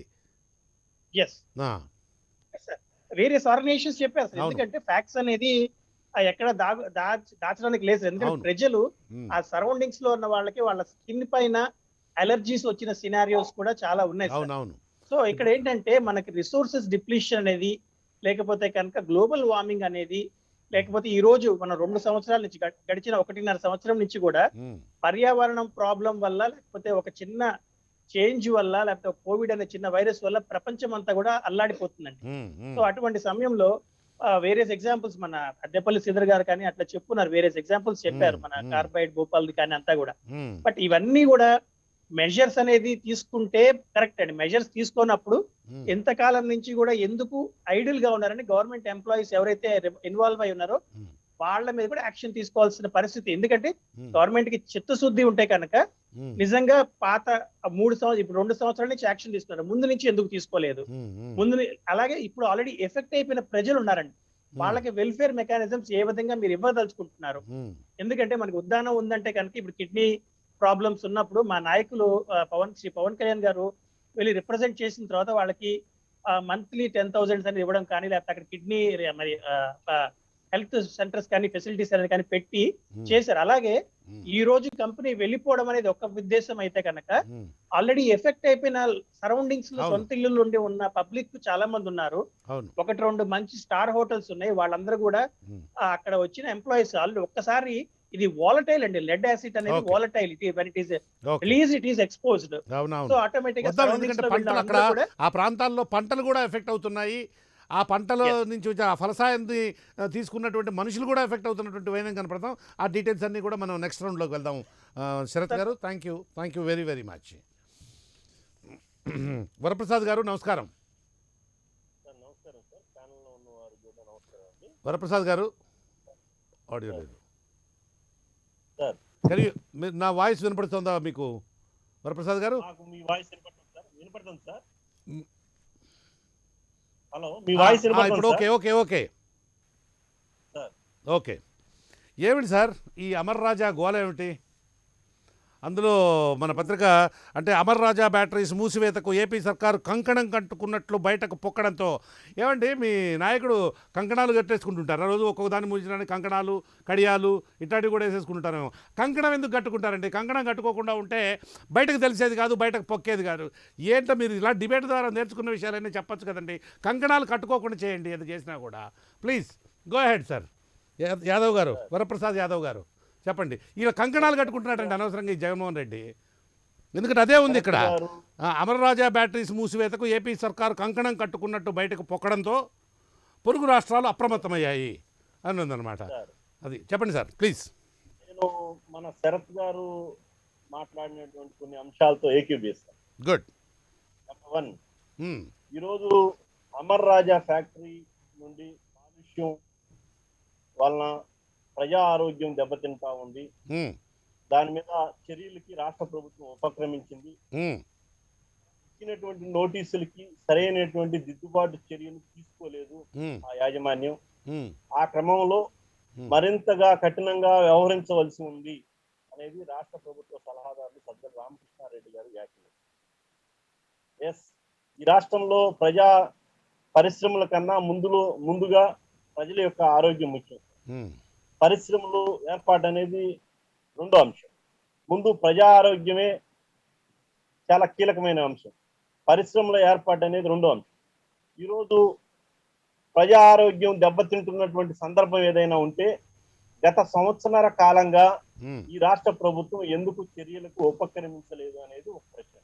అంటే అప్పుడు ఎందుకు ఉపక్రమించలేదు అనే కన్నా దానికి వీపు పగలకూడదాము. కానీ ఇప్పుడు ఉపక్రమించింది కదా, దీని గురించి మాట్లాడదాం ముందు. అప్పుడు ఎందుకు ఉపక్రమించలేదు అనేటువంటి విషయాన్ని కోర్టులో నిలబెట్టి వాళ్ళకి శిక్ష వేద్దాం. అట్లా కాదు వరప్రసాద్ గారు, ఒక్క నిమిషం ప్రసాద్ గారు. వాళ్ళు ఈ 2.5 సంవత్సరాలు ఎందుకు యాక్ట్ చేయలేదు అనేటువంటి విషయం మీద పంచాయతీ పెడదాం, ఓ డిబేట్ కూడా పెడదాం. కానీ ఇప్పుడు యాక్ట్ చేశారు కదా, ఇప్పుడు యాక్ట్ చేసినందుకు మనం దానికి ఏం చేయాలనేది చూద్దాం ముందు. ఈ రోజు రాష్ట్ర ప్రభుత్వం ఆ యాజమాన్యంతో ఫలప్రదంగా చర్చలు జరపవలసినటువంటి అవసరం ఉంది. ఎందుకు ఈ చర్చలు జరపాలంటే ఈ రోజు 16,000 మందో 17,000 మందో ఉద్యోగులు ఎవరైతే ఉన్నారో ముందు వాళ్ళ ఆరోగ్యం ముఖ్యం సార్. బయట ఉన్న వాళ్ళ ఆరోగ్యమే కాదు, లోపల ఆ యాజమాన్యంలో పనిచేస్తున్నటువంటి ఉద్యోగుల యొక్క ప్రజా ఆరోగ్యం కూడా చాలా కీలకమైంది. అవును, ముందు ఎఫెక్ట్ అయ్యేది వాళ్ళండి. లోపల పనిచేసే ఉద్యోగులు ఎవరైతే ఉన్నారో వాళ్ళు ఫస్ట్ ఎఫెక్టెడ్ అవుతారు అటువంటి పరిస్థితి ఉన్నప్పుడు. ఈరోజు స్థూలంగా ఆ ఫ్యాక్టరీని ఈరోజు రాష్ట్ర ప్రభుత్వం శాసనసభ జాయింట్ కమిటీని ఒక దాన్ని ఫామ్ చేసి వాస్తవాలని బయటికి తెలియజేయవలసిన అవసరం ఉంది. ఈరోజు ఈ రాష్ట్రానికి ఉన్నటువంటి పరిశ్రమల్ని కాపాడుకోవాల్సినటువంటి బాధ్యత రాష్ట్ర ప్రభుత్వం ఒక పాజిటివ్ దృక్పథంతో ఆలోచన చేయవలసిన అవసరం ఉంది. ఈ రాష్ట్రంలో ఇప్పటికే నిరుద్యోగ సమస్య విలయతాండవం చేస్తా ఉంది. ఈ రాష్ట్రంలో కొన్ని ఉద్యోగాలను ప్రభుత్వం నేరుగా భర్తీ చేసి ఉండొచ్చు, కానీ ఈరోజు నిరుద్యోగ సమస్య అనేది చాలా కీలకంగా రోజు రోజుకి మారుతా ఉంది. ఈ పరిస్థితుల్లో రాష్ట్ర ప్రభుత్వం భేషజాలకపోకుండా ఈరోజు అన్ని ఒక శాసనసభ నుంచి ఒక జాయింట్ కమిటీని ఫామ్ చేసి, లేదా ఇంకా మరింత ఉన్నతంగా వెళ్తే ఈ రాష్ట్రంలో ఉన్నటువంటి పర్యావరణ సంస్థలతో, ఎన్జిఓలతో, రాజకీయ పార్టీలతో ఒక కమిటీని ఏర్పాటు చేసి ఆ కమిటీతో వరప్రసాద్ గారు నా మాట నండి, ఒకసారి నా మాట నండి. ఇప్పుడు ప్రభుత్వం అనేటువంటిది దానికి కొన్ని బాధ్యతలు ఉంటాయి, అది చేయాలి. ప్రతిదానికి అదేంటి మంత్రుల కమిటీ వేసో, అధికారుల కమిటీ వేసో, మేధావుల కమిటీ వేసో, ఇంకా జీవితకాలం ఇంకా 5 ఏళ్ళ అసలు వాళ్ళని ఎన్నుకోవడం ఎందుకు, వాళ్ళకి 5 ఏళ్ళకి అధికారం ఇవ్వడం ఎందుకు? వాళ్ళ అధికారం ఇచ్చింది అధికారాన్ని నిరపి సరైనటువంటి పాలనను అందివ్వడం కోసం. ఎప్పుడైతే వస్తున్నా మీ దగ్గరికే వస్తాను, మళ్ళీ మీకే ఇస్తాను. ఎప్పుడైతే ఇప్పుడు చట్టాన్ని ఉల్లంఘించి ఏ విధమైనటువంటి నియమ నిబంధనలను పాటించకుండా ప్రజారోగ్యానికి నష్టం కలిగించేటువంటి విధమైనటువంటి చర్యలకు పాల్పడుతూ నాయన తగ్గించరా, దిద్దుబాటు చర్యలు తీసే కాలుష్యం అట్రాయకు, ఆ భయంకరమైనటువంటి కాలుష్యం నీళ్ళ మొత్తాన్ని తీసుకెళ్ళి నదులలో కలిసేట్టుగా ఇంకో రకంగా చేయొద్దు, అలాగే కలుషితమైనటువంటి గాలిని కలుషితం చేయొద్దు, అది ఇమీడియట్ కరెక్టివ్ మెజర్స్ తీసుకోండి అని చెప్పి నోటీసులు ఇచ్చి బతిల్లాడి బామాలి గడ్డం పట్టుకొని అని అంటే దాని మీద కమిటీలు వేయడము, మేధావుల కమిటీలు వేయడం ఏంటంటే అవన్నీ జరిగిపోయినాయి. ఇప్పుడు దండం దశగుణం భవేత్ అంటే దండం తీసుకునేట్లయితే 10 రకాలైనటువంటి గుణాలు సరిపోతాయి. ఎవరిని బెదిరిస్తే సజ్జల రామకృష్ణారెడ్డి గారు ఓ మాట అన్నారు నిన్న ప్రెస్ కాన్ఫరెన్స్ పెట్టి, వాళ్ళు పోతా ఉండడం కాదు మేమే బొమ్మంటున్నాం అని చెప్పారన్నమాట. అంటే మీరు చట్టాన్ని పాటించకుండా ఎన్నిసార్లు చెప్పినా, ఎంతమంది చెప్పినా చట్టాన్ని పాటించకుండా ఉన్నారనుకోండి, ఏమవుతుంది, చట్టపరంగా చర్యలు తీసుకోవాల్సి వస్తుంది. అందుకే ప్రభుత్వాలు ఉండేది, అందుకే 5 ఏళ్ళకు ఒకసారి మనం వాళ్ళనో వీళ్ళనో ఎన్నుకునేది, అంతే కదా. మాటికి సబ్ కమిటీలు వేయటము, మేధావులు కమిటీలు వేయటం, ఇదే గవర్నమెంట్ ఎందుకంటే ఇంకా చీఫ్ మినిస్టర్ ఎందుకు, వేస్ట్ కదా కాదా? సార్ ఒక్క అంశం సార్, ప్లీజ్. చట్టాలను ఉల్లంఘించినప్పుడు లేదా ఈరోజు పొల్యూషన్ కంట్రోల్ బోర్డు ఏదైతే నామ్స్ ఏదైతే మార్గదర్శకాలు ఉన్నాయో ఆ మార్గదర్శకాలు ఉల్లంఘించినప్పుడు ఏ పారిశ్రామిక సంస్థ అయినా తనిఖీలు చేయవచ్చు. దాన్ని ఉల్లంఘించినప్పుడు వాళ్ళ మీద చర్యలకు ఉపక్రమించాల్సిందే. ఎందుకు? ప్రజా ఆరోగ్యం దృష్టిలో పెట్టుకుని అటువంటి చర్యలకు ఉపక్రమించాల్సిందే. కానీ అమర్ రాజా ఫ్యాక్టరీ విషయంలో భిన్నమైనటువంటి అభిప్రాయాలు వ్యక్తమవుతా ఉన్నాయి. ఏమిటో అవి? ఈ రోజు దీంట్లో ఏమిటో సార్ అవి ఏమిటి? చెప్పండి. రాజకీయ కక్ష సాధింపు ధోరణిలో ఈ రోజు మన పత్రిక కూడా ఇదే రాసింది సార్. ఏమిటి రాజకీయ కక్ష అంటే? కాలుష్యానికి రాజకీయానికి సంబంధం ఏంటి? నల్లా జయదేవ్ గారిని వైసీపీ పార్టీలో చేరమని అధికార పార్టీగా ఉన్నటువంటి పెద్దలు కొంతమంది కోరటం, ఆయన తిరస్కరించడం. వరప్రసాద్ గారు జగన్ కి ఆగండి ప్రసాద్ గారు, దానిలో వాస్తవాలు ఉన్నాయా లేవా అనేది ప్రజలకి ఈ రోజు తెలియాల్సినటువంటి అవసరం ఉంది సార్. ఇప్పుడు ఒకటి ఆగండి, జగన్మోహన్ రెడ్డి గారికి ప్రసాద్ గారు మీకే ఇస్తా మళ్ళీ నేను అవకాశం. మిత్రమా పరిపూర్ణంగా అంగీకరించాల్సిందే. ప్రసాద్ గారు నన్ను ఒక్క నిమిషం నన్ను మాట్లాడేవండి, మీకే ఇస్తా అవకాశం నేను మళ్ళా. జగన్మోహన్ రెడ్డి గారికి ఆయన ప్రభుత్వం నడుపుకోవడానికి అవసరమైనటువంటి బలం శాసనసభలో ఉన్నది. అంతమంది శాసనసభ్యులు ఉన్నారు, నిజానికి అవసరమైన దానికన్నా ఎక్కువ ఉంది. 151 మంది శాసనసభ్యులు ఉన్నారు, బాగుంది. ఒక పార్లమెంటు సభ్యుడు వచ్చి వైసీపీలో చేరితే ఆయనకు ఒరిగేదేముంది, వచ్చేదేముంది, పోయేదేముంది చెప్పండి? ఏవైనా కొంచెం నమ్మడానికి వీలైనటువంటి విధంగా. ఎందుకంటే మన పత్రిక అదే రాసింది వాళ్ళ, జగన్ సర్కారు రాజకీయ కక్షను భరించలేక అత్యంత ప్రతిష్టాత్మకమైనటువంటి అమర్రాజు బ్యాటరీ సంస్థ రాష్ట్రంలో విస్తరణ ప్రణాళిక కూడా గుడ్ బై చెప్పాలని నిర్ణయించుకుంది. ముందు ఉన్న వాటిని కరెక్ట్ చేస్తే తర్వాత విస్తరణ. ఆ రాజకీయ కక్ష ఏంటో మీరు డైరెక్ట్గా అది ఒక్కదాన్ని ఒక 2 నిమిషాల్లో చెప్పండి, మాకు అర్థం కాలే.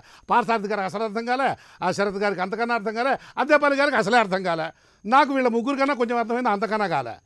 కాబట్టి ఆ రాజకీయ కక్ష ఏంటో చెప్పండి, ఏమిటి ఆ రాజకీయ కక్ష? చీరాల శాసనసభ్యులుగా ఉన్నటువంటి కర్ణం బలరామకృష్ణమూర్తి గారు కొడుక్కి వైఎస్ఆర్సీపీ పార్టీ కండవా కప్పిందని తెలియాలా? మీరు మాట్లాడేటువంటి ధోరణిలో ఈ రోజు రాష్ట్ర ప్రజలు తెలుసుకోవాల్సిన అవసరం. 130-150 మంది శాసనసభ్యుల్ని ఒక గొప్ప ప్రజా ఆమోదంతో పరిపాలనా దక్షతగా జగన్మోహన్ రెడ్డి గారు ఈ రాష్ట్రానికి అభివృద్ధి దిశలో ముందుకు తీసుకెళ్తారు, ప్రగతి పదంలో ఈ రాష్ట్రాన్ని పయనింపజేస్తారు, అన్ని వర్గాల సంక్షేమానికి జగన్మోహన్ రెడ్డి గారు పాటుపడతారనేటువంటి దృక్పథంతో ప్రజలందరూ కూడా ఆయన నాయకత్వం కోరుకున్నమాట వాస్తవం. 150 మందిని ఇచ్చారు కదా, అదే మ్యాండేటరీ సార్. ఆ మ్యాండేటరీని మనం ఒకసారి గుర్తు చేసుకోవాల్సిన అవసరం. గౌరవించాలి కూడా దాన్ని. 100% గౌరవించి తీరాల్సిందే. ప్రజల యొక్క తీర్పు ఏ రాజకీయ పార్టీ అయినా, అది ప్రతిపక్ష పార్టీ కావచ్చు, అధికార పార్టీ కావచ్చు, ఎవరైనా సరే అంగీకరించి తీరాల్సిందే. ఈ రోజు జగన్మోహన్ రెడ్డి గారికి 151 మంది ఎమ్మెల్యేలు ఉన్న తర్వాత ఈరోజు గుంటూరు వెస్ట్ శాసనసభ్యుడిగా ఉన్నటువంటి ఎమ్మెల్యేకి ఎందుకు పార్టీ కండవా కట్టారు? లేదు ఆహా, మన డిబేట్ ఆగాలి. మీకు వాటంగా ఉన్న వైపు డిబేట్ లాక్కెళ్తానంటే నేను ఒప్పుకోను. మిత్రమా వరప్రసాద్ గారు కాదు నేను అసలు కాదు. మీరు అమర్ రాజా మిత్రమా వరప్రసాద్ గారు ఆగాలి. మీరు కట్టేయాలి గుర్రాన్ని కట్టేయండి గుర్రాన్ని. మీరు అమర్ రాజా బ్యాటరీస్కి సంబంధించి మాత్రమే మాట్లాడాలి. ఇతరమైన విషయాలు మాట్లాడితే ఒప్పుకోను, నేను మాట్లాడనివ్వను. మీరు ఏది మాట్లాడినా కూడా అమర్ రాజా బ్యాటరీస్కి సంబంధించే మాట్లాడండి, ఆవు వ్యాసంలాగా. నాకేం అభ్యంతరం లేదు. మా గుంటూరు గుంటూరు శాసనసభ్యుడిని ఆయన కండువా ఎందుకు కప్పారు, ఈయన కండువా ఎందుకు లాగేశారు, ఇవన్నీ వద్దు మనకు, తర్వాత మాట్లాడుకుందాం. 150 శాసనసభ్యులు ఉన్నారు కాబట్టి మీరు వేసిన క్వశ్చన్ నేను సమాధానం చెప్తాను. ఇంకా మీరు ఆన్సర్ చేయకుంటే నేను అమర్ రాజా గురించే మాట్లాడతా. అమర్ రాజా గురించే మాట్లాడండి. మీరు అడిగిన క్వశ్చన్ నేను సమాధానం చెప్పాను. ఎందుకంటే పార్లమెంట్ సభ్యులు తీసుకున్నందువల్ల లాభమే ఉండదు కదా అది. ఓకే, నేను ఎందుకు ఆ విషయం ప్రస్తావన చేశానంటే కళా జయదేవ్ గారు కూడా ఈరోజు గుంటూరు పార్లమెంట్ సభ్యుడిగా ఉన్నారు కాబట్టి నేను అంశాన్ని ప్రస్తావన చేశాను. మీరు దాన్ని కొద్దిగా పాజిటివ్ మేనర్ లో అర్థం చేసుకోండి. ఓకే, ఇది ముందు అమర్ రాజాకు రండి. ఇప్పుడు అమర్ రాజాతో పాటు మిత్రమా ప్రసాద్ గారు, అమర్ రాజాతో పాటు ఇంకో 50 కంపెనీలు కూడా ఇలాగే క్లోజర్ నోటీసులు ఇచ్చారు. ఒక్క నిమిషం, అమర్ రాజా గురించే మన పత్రిక ఎందుకు అంత ఆందోళన చెందిపోతుంది? మనం చర్చించాలి సార్. ఈరోజు దీవిస్ గురించి కూడా మనం చర్చించాలి. విశాఖపట్నంలో అనేక విశాఖపట్నంలో ఉన్నటువంటి పారిశ్రామిక వేళలో అనేక పరిశ్రమల నుంచి కాలుష్యం వెదజల్లుతా ఉంది. వాటికి కూడా నోటీసుల విషయంలో కొన్ని పరిశ్రమలకు ఇచ్చిన మాట వాస్తవం, కానీ కొన్ని పరిశ్రమల పట్ల ఉదాసీనంగా వ్యవహరిస్తా ఉంది ఈ రాష్ట్ర ప్రభుత్వం. కొన్ని పరిశ్రమల పట్ల అభిజాత్యమైనటువంటి ప్రేమని వెలకబోస్తా ఉన్నారు, కొన్ని పరిశ్రమల పట్ల కఠినంగా వ్యవహరిస్తా ఉన్నారు. ఇది మంచి పద్ధతి కాదు. ప్రజా ఆరోగ్యం దృష్టిలో పెట్టుకొని ప్రజలు మీకు 151 మంది శాసనసభ్యులతో ఒక గొప్ప విజయాన్ని అందించినప్పుడు ప్రజలందరి పట్ల పారిశ్రామిక రంగంలో ఉన్నటువంటి అందరి పట్ల ఒకే వైఖరితో, ఒకే పారిశ్రామిక విధానాన్ని, ఒకే ఆలోచన దృక్పథంతో వ్యవహరించాలనేది ప్రజలు కోరుకుంటున్నారు. ఒక పారిశ్రామికవేత్త పట్ల ఒక రకంగా, ఒక పరిశ్రమ పట్ల మరొక రకంగా వ్యవహరించడం అనేది సరికాదు. ఏ పరిశ్రమైన నిబంధనలు ఉల్లంఘిస్తే, చట్టాలను ఉల్లంఘిస్తే, ఏదైతే కాలుష్య నియంత్రణ మండలి మార్గదర్శక సూత్రాలను ఉల్లంఘించినట్లయితే కఠినంగా వ్యవహరించాల్సిందే. మరి ఇప్పుడు అదే కదా చేశారు. ఇప్పుడు అదే ఆగాల కట్టేయండి గుర్రాన్ని అక్కడ. ఇప్పుడు అదే కదా చేసింది జగన్మోహన్ రెడ్డి ప్రభుత్వం.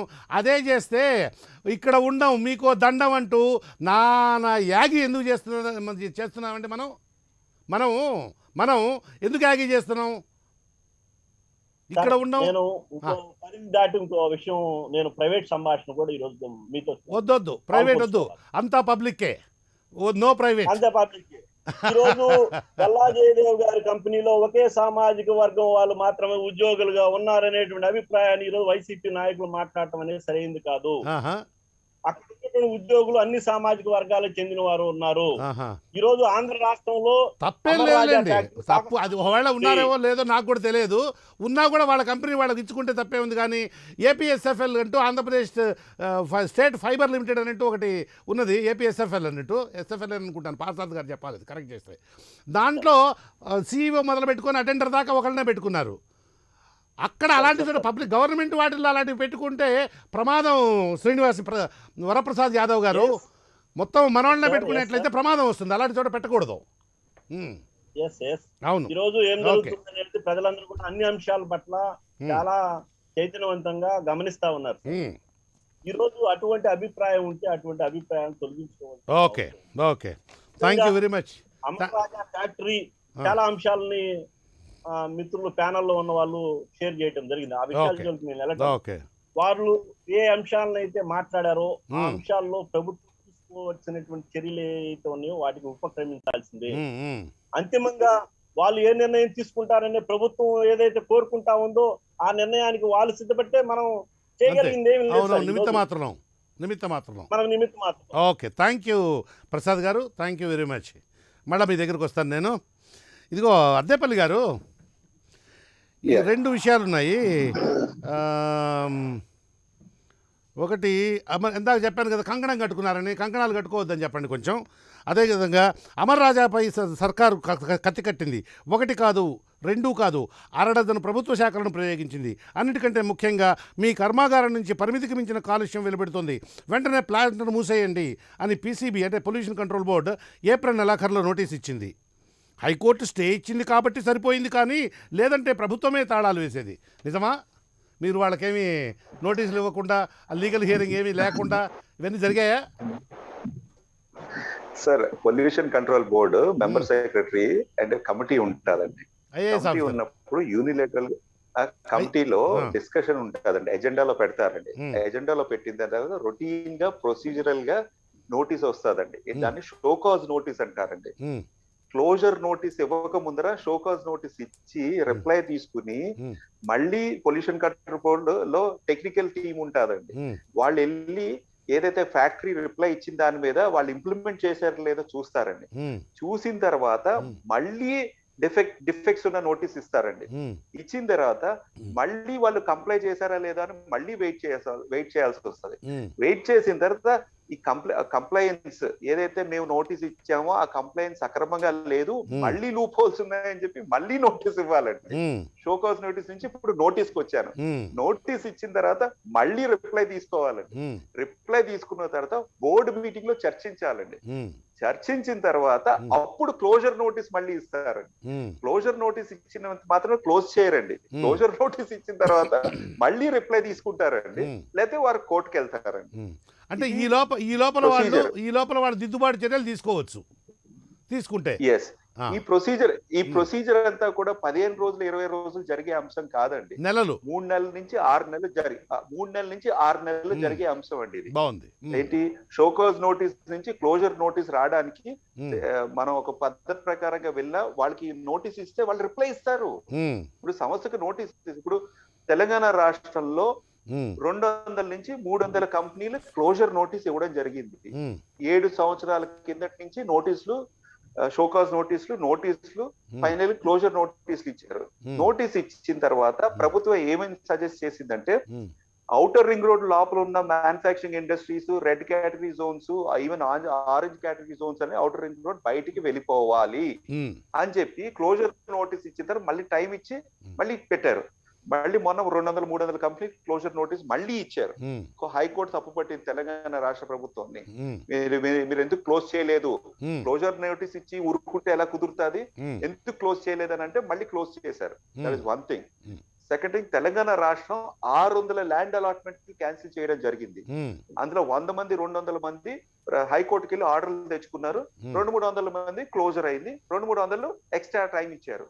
600. బట్ ఇవేమి చర్చ, డిబేట్, రాజకీయ కక్ష అని ఎవరో అనలేదు, అంటే ఎవరు కూడా అనట్లేదు. అంటే ఆంధ్రకు తెలంగాణకు మధ్య కాంపోజిషన్ లో కొంచెం తేడా ఉంది. చిన్నప్పుడు కాంపోజిషన్ అని రాసేవాళ్ళం, ఆ కాంపోజిషన్ లో కొంచెం తేడా ఉందని అనమాట. ఆ కాంపోజిషన్ ఈ అనర్థాలకు మూలం. ఎన్విరాన్మెంట్ ఈపీటీ ఏదైతే ఈ సంస్థ ఉందో, environment protection training and research institute, భారతదేశంలోనే టాప్ 10 లోకి వస్తుందండి. ఈపీటీఆర్ఐ ఏదైతే గచ్చిబౌలిలో ఉన్నది ఇన్స్టిట్యూట్, అది సీనియర్ ఐఏఎస్ ఆఫీసర్ ని అక్కడ chairman, managing director, secretary general కింద అపాయింట్మెంట్స్ ఉంటాయండి. టీం అంతా కూడా టెక్నికల్ టీం ఉంటుందండి. ఇందాక మన విశ్లేషకుడు గారు మాట్లాడుతూ ఎమ్మెల్యేలు పంపించాలి, లేకపోతే ఒక 10 మంది ఎన్జిఓలు పంపించాలి అంటే, ఇక్కడ ఇష్యూ ఏంటంటే ప్రజల దగ్గరికి పంపించట్లేదు, ఒక కంపెనీకి పంపిస్తున్నాం. ఆల్రెడీ నోటీస్ వచ్చింది, దాని మీద షోకాజ్ నోటీస్ ఇస్తే రిప్లై ఇచ్చారు. దెన్ క్లోజర్ నోటీస్ ఇస్తే హైకోర్టుకి వెళ్ళింది, హైకోర్టు స్టే ఇచ్చింది. క్లోజర్ నోటీస్ స్టే ఇచ్చింది. స్టే ఇచ్చి టైం ఏమిచ్చింది, మీరు సరి చేసుకోండి, మరి పొల్యూషన్ కంట్రోల్ బోర్డు ఈ విధంగా అంటున్నది, మీరు సరి చేసుకోండి. లేదు, మావంతా సక్రమంగా ఉన్నాయి అని చెప్పి హైకోర్టులో ఆర్గ్యూ చేశారు. హైకోర్టులో ఆర్గ్యూ చేసినప్పుడు జడ్జిలు ఏమంటారు, డివిజన్ బెంచ్లు ఏమంటారు, అదేంటిది మీరు క్లోజర్ నోటీస్ ఇచ్చారు, అది సక్రమంగా ఉన్నది కాబట్టి స్టే ఇచ్చారు, క్లోజర్ నోటీస్ స్టే ఇచ్చారు. స్టే ఇచ్చి 3 నెలలు 4 నెలలు అయింది. ఈ 3 నెలలు 4 నెలలు అయినప్పుడు పలు సంస్థల దగ్గర నుంచి రిపోర్ట్లు కాల్ఫర్ చేసుకుంది. ఎవరు? ఆంధ్ర రాష్ట్ర ప్రభుత్వం కానీ, ఇండస్ట్రీస్ డిపార్ట్మెంట్ కానీ, లేకపోతే పొల్యూషన్ కంట్రోల్ బోర్డు కాదు. పొల్యూషన్ కంట్రోల్ బోర్డు ద్వారా division bench high court of Andhra Pradesh ఈ సంస్థ రిపోర్ట్లు తెప్పించుకుని ఆ రిపోర్ట్లని హైకోర్టు డిస్కషన్, డిబేట్, ఆర్గ్యుమెంట్ అయిన తర్వాత అమర్ రాజా బ్యాటరీస్ తరఫు నుంచి సీనియర్ కౌన్సిల్స్ ఢిల్లీ నుంచి ఆర్గ్యూ చేశారు. ఈ రిపోర్ట్లు కరెక్ట్ కాదు, రిపోర్ట్లు బ్యాడ్ అని అంటే దాని మీద ఆర్గ్యుమెంట్స్ అయిన తర్వాత హైకోర్టు ఆర్డర్ ఇచ్చింది. ఎందుకని బ్యాడ్ అంటే జగన్మోహన్ రెడ్డి ప్రభుత్వ హయాంలో పనిచేస్తున్నాయి అంటే మరి అట్లనే కనపడుతుంది. ఎందుకంటే నువ్వు పొల్యూషన్ కంట్రోల్ బోర్డు యొక్క ఇంటిగ్రిటీని, ఈపీటీఆర్ యొక్క ఇంటిగ్రిటీని ఎట్లా శంకిస్తావు? శంకించడానికి ఒక ఆధారం, ఒక బేసిస్, ఒక పునాది ఉండాలి కదా. ఈపీటీఆర్ఐ అది మనకు సంబంధించిన సంస్థ కాదు, కేంద్ర ప్రభుత్వ అక్కడ పనిచేసే వాళ్ళందరూ ఆల్ ఇండియా ఐఏఎస్ ఆఫీసర్స్, ఇతర టెక్నికల్ టీమే ఎక్కువ మంది ఉంటారు. వాళ్ళు జనరల్లీ అంటే మహారాష్ట్రలో 2-3 సంస్థలు ఉన్నాయండి, ఢిల్లీలో 2-3 సంస్థలు ఉన్నాయి. సెకండ్ ఒపీనియన్ కి ఎప్పుడు కూడా మన ఈపీటీఆర్ రిపోర్ట్ తెచ్చుకుంటారు. అంటే మహారాష్ట్రలో చాలా సంస్థలు. ఒక నిమిషం శ్రీధర్ గారు, ఒక నిమిషం కటేయండి గురాన్ని. కాలుష్యం పేరిట అమర్ రాజా ప్లాంట్ను మూసివేసేందుకు సర్కారు రకరకాల ఎత్తులు వేసినట్లు తెలుస్తోంది. హైదరాబాద్ నుంచి వెళ్లిన బృందం అక్కడ పెద్దగా తప్పు పట్టేంత కాలుష్యం వెలువడటం లేదని నివేదిక ఇచ్చినట్లు సమాచారం. వీళ్ళేదో తలుపు బొక్కల్లో నుంచి చూసినట్లు. సంతృప్తి చెందని సర్కారు చెన్నై నుంచి మరో బృందాన్ని పిలిపించి తమకు అనుకూలంగా నివేదిక తెప్పించుకుందని, దాని ఆధారంగా ఫ్యాక్టరీ మూసివేతకు నోటీసులు ఇచ్చిందని ప్రచారం జరుగుతోంది. అంటే తమ కడుపులో ఉండే కుళ్ళంతా జనం ప్రచారం జరుగుతున్నది అని ఇలాంటి పనికి మాలినటువంటి తెలుగు జాతి వాళ్ళకి అందరికీ ఈ వెధవరాతల గురించి 30-40 ఏళ్ళుగా చూస్తూనే ఉన్నారు. వాళ్ళకి ఈ గోలంతా బాగా తెలుసు. ఒక 50 ఏళ్ల కిందటైతే పారసారథి గారు లాంటి వాళ్ళు చెప్పాలి, మీరు కూడా కొంచెం కుర్రాడిలా కనపడుతున్నారు. అప్పుడు పత్రికల్లో ఏదొచ్చినా కూడా నమ్మేవాళ్ళు. ఏం పారసారథి గారు? ప్రింట్లో వచ్చినప్పుడు నమ్మేవాళ్ళు, దాని క్రెడిబిలిటీ నమ్మితే వచ్చేవాళ్ళు. ఎవరైనా చిన్న అవినీతి ఆరోపణ వచ్చినా కూడా రాజీనామాలు కూడా కరెక్ట్, భయపడేవాళ్ళు. కరెక్ట్. ఇప్పుడు పరిస్థితి మారిపోయింది. ఇప్పుడు అందులో ఉండేదే చెత్త అనేటువంటి పరిస్థితి అనమాట. Go head. ఇలాంటి 2 సార్లుగా దర్యాప్తు జరిగినట్లుగా ఉన్నది. మీకు కూడా ఏమైనా ఇటువంటి సమాచారం, మీకు కూడా తలుపు ఒక్కల జర్నలిజం ఏమైనా తో సంబంధం ఉంటే మీకు కూడా ఇది తెలుస్తుంది, చెప్పండి. అంటే ఇప్పుడు జనరల్లీ ఏంటంటే టేబుల్ కింద కూర్చుని మాట్లాడినట్టు, విన్నట్టు, రికార్డ్ చేసినట్టు ఒక 2-3 సంస్థలు కానీ, 2-3 మీడియా సంస్థలు కానీ మాట్లాడుతూ ఉంటాయి, ప్రింట్ చేస్తూ ఉంటాయి, డిబేట్లు పెడతా ఉంటాయి. దీంట్లో పెద్ద విషయం ఏం లేదండి. నేను ఓపెన్ గా చెప్తున్నాను, మళ్ళీ ఇంకోసారి క్లారిఫై చేస్తున్నాను. ప్లీజ్. సంస్థ స్టార్ట్ చేసినప్పుడు రామచంద్ర నాయుడు, గల్లా జయదేవ్ గారి ఫాదర్ స్టార్ట్ చేసినప్పుడు is a technocrat, is not even a politician. వారి భార్య కూడా నాట్ ఏ పొలిటీషియన్. వారు ఒక సంస్థలో పెట్టారు, వాళ్ళకి కొన్ని డబ్బులు ఉన్నాయి, కొంత టెక్నాలజీ ఉన్నది కాబట్టి సంస్థ పెట్టారు. సంస్థ ప్రభుత్వాలు సహకరించింది. అప్పుడు పొల్యూషన్ కంట్రోల్లో వాళ్ళ మ్యానుఫ్యాక్చరింగ్ కెపాసిటీ తక్కువ ఉన్నది కాబట్టి ఆ ట్రీట్మెంట్లు అవన్నీ సక్రమంగా జరిగేవి. క్రమేపీ వాళ్ళ మార్కెట్ షేర్ పెంచుకుని క్రమేపీ ప్రొడక్షన్ బాగా పెంచుకునేటప్పటికి ప్రోటోకాల్స్ అన్ని సక్రమంగా పనిచేయట్లేదు. అందులో అండర్లైనింగ్ అది. దాని తగ్గట్టుగా ఎఫ్లూయెంట్ ట్రీట్మెంట్ కానీ, పొల్యూషన్ కానీ ఇన్వెస్ట్ చేయలేదు. అక్కడ షార్ట్ కట్స్ గానీ వీళ్ళు తెలిసిన సంస్థలో మీరు అంతెందుకండి, అక్కడ ఒక గ్రీన్ బెల్ట్ ఉన్నది, ఒక చెరువు ఉన్నదండి, దాని మీద ఫ్లైఓవర్ వేశారు ఇలీగల్ గా, పర్మిషన్ లేకుండా. ఒక రైల్వే ట్రాక్ ఉన్నదండి, దానికోసం అని చెప్పి ఫ్లైఓవర్ వేశారు. రైల్వే ఇండియన్ రైల్వేస్ సంస్థ రైల్వేస్ మీద గవర్నమెంట్ లే కూడా ఏమీ చేయలేదండి. అంటే ఇండియన్ రైల్వేస్ దగ్గర నుంచి పర్మిషన్ తీసుకుని, నో అబ్జెక్షన్ తీసుకున్న తర్వాతే మనం ఏదైనా రైల్వే రిలేటెడ్ గా మనం చెయ్యాలి. అలాంటి ఒక ప్రైవేట్ సంస్థ NOC from government of India, Indian railways తీసుకోకుండా ఫ్లైఓవర్ కట్టిందండి. అది ప్రస్తుతం ఆగిపోయింది. ఆ ఫ్లైఓవర్ కట్టడం వల్ల ఆ చెరువు కూడా దెబ్బతిన్నది. 2 ఇల్లీగల్ యాక్టివిటీస్ చేశారు వాళ్ళు. సంస్థకి ఆ రైల్వే గేట్ పడుతున్నది కాబట్టి, వీళ్ళు విఐపి మూవ్మెంట్ కి ఇబ్బంది అవుతున్నది కాబట్టి డైరెక్ట్ గా ఫ్లైఓవర్ కట్టేశారు వితౌట్ పర్మిషన్. దాంట్లో ఇంకోటి కూడా చెప్తున్నాను, సంస్థ ప్రాఫిట్ మేకింగ్ సంస్థ, కార్పొరేట్ సోషల్ రెస్పాన్సిబిలిటీ ప్రకారంగా కొంత శాతం ఖర్చు పెట్టాలి. ఆ కార్పొరేట్ సోషల్ రెస్పాన్సిబిలిటీ ఖర్చు పెట్టిన డబ్బులు దేనికి ఖర్చు పెట్టారో తెలుసా అండి? ఈ ఫ్లైఓవర్ ఖర్చు పెట్టారు. మీకు కార్పొరేట్ సోషల్ రెస్పాన్సిబిలిటీగా ఫ్లైఓవర్ కట్టడానికి వాడకూడదు ఆ డబ్బులు. అవును దేనికి వాడాలి? అవును ఆ సంస్థ చుట్టుపక్కల ఉన్న వాళ్ళకి వాళ్ళ ఎడ్యుకేషన్ కానీ వైద్యం కానీ ఇటువంటి దాని క్లియర్ డెఫినేషన్ ఏదైనా ఫెసిలిటీస్ క్రియేట్ చేయడం అవును. కానీ చెయ్యాలి. అవును కానీ రోడ్స్, డ్రైనేజ్ డెవలప్ చేస్తున్నాం సంస్థ చుట్టుపక్కల అని చెప్పి బుక్ చేసి అది వాళ్ళు ఫ్లైఓవర్ కి without permission from government of Andhra Pradesh, without permission from government of అంటే చంద్రబాబు గారి టైంలో అయితే ప్రాబ్లం ఉండేది కాదు. ఎందుకంటే నో చంద్రబాబు గారి టైంలో అయితే ప్రాబ్లం ఉండదు. ఎందుకంటే మొత్తం గవర్నమెంట్ అయినా వాళ్ళైనా అంతా ఒకటే కాబట్టి ప్రాబ్లం ఉండదు. గవర్నమెంట్ మారేటప్పటికి న్యూసెన్స్ అవుతుంది కదా. అప్పుడే కట్టారండి.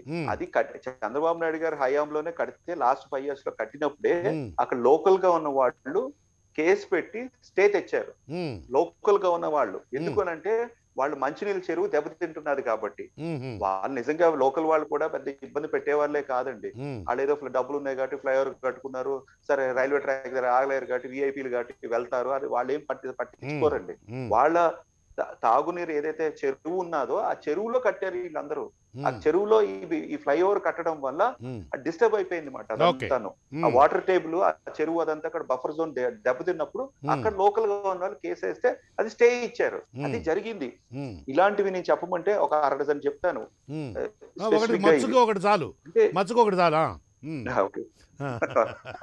అంటే ఈ విధంగా సంస్థ నడుపుతున్నారు. నేను ఓపెన్ గా చెప్తున్నాను. శ్రీధర్ గారు, శరత్ గారు చెప్పండి. అద్దేపల్లి శ్రీధర్ గారు వైఎస్ఆర్సీపీ పార్టీ అధికార ప్రతినిధి కింద ఇక్కడికి వచ్చారు, అన్ని చెప్తున్నారు. వాస్తవాలు మేము ఇందాక ఫస్ట్ పోర్షన్ లో చెప్పిన దానికి యాక్సెప్ట్ చేసాం. ఇప్పుడు ప్రజలకి అందరికి రెలవెంట్ గా ఉంది కాబట్టి వీళ్ళు ఏం మెజర్స్ తీసుకుంటున్నారో దాని గురించి మాట్లాడమని చెప్పండి. ఎంతసేపు నిందలు వేసుకుంటూ ఉంటే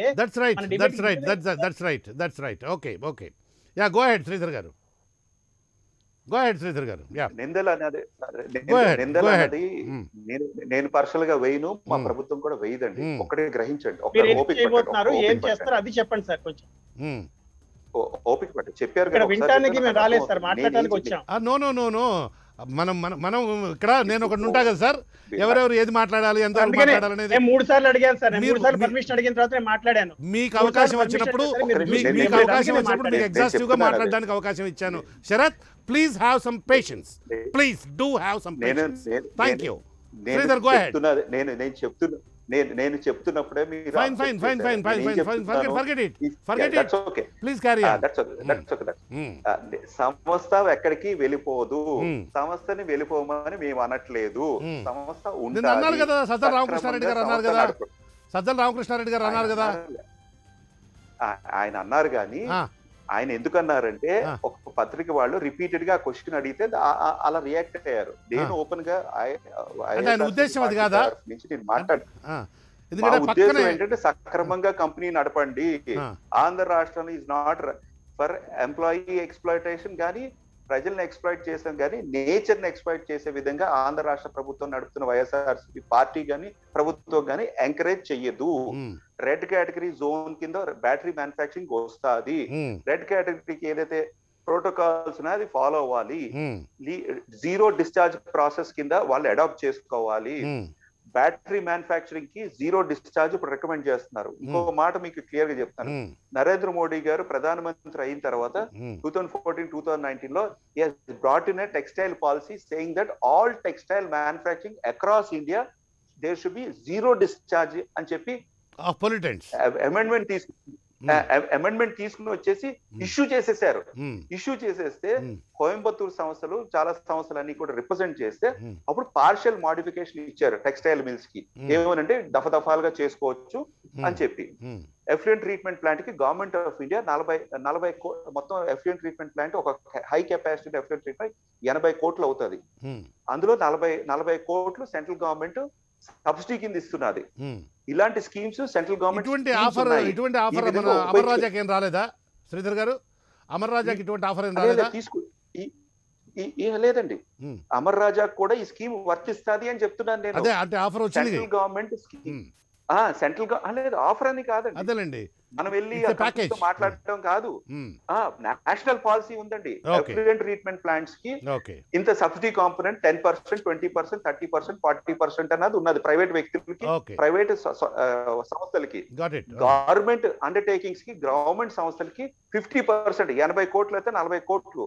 ఫార్మసిటీ తెలంగాణ రాష్ట్రం ఏదైతే తెలంగాణ రాష్ట్రంలో ఇంప్లిమెంట్ చేసే ఫార్మసిటీకి 40 కోట్లు ఇవ్వడం జరిగింది.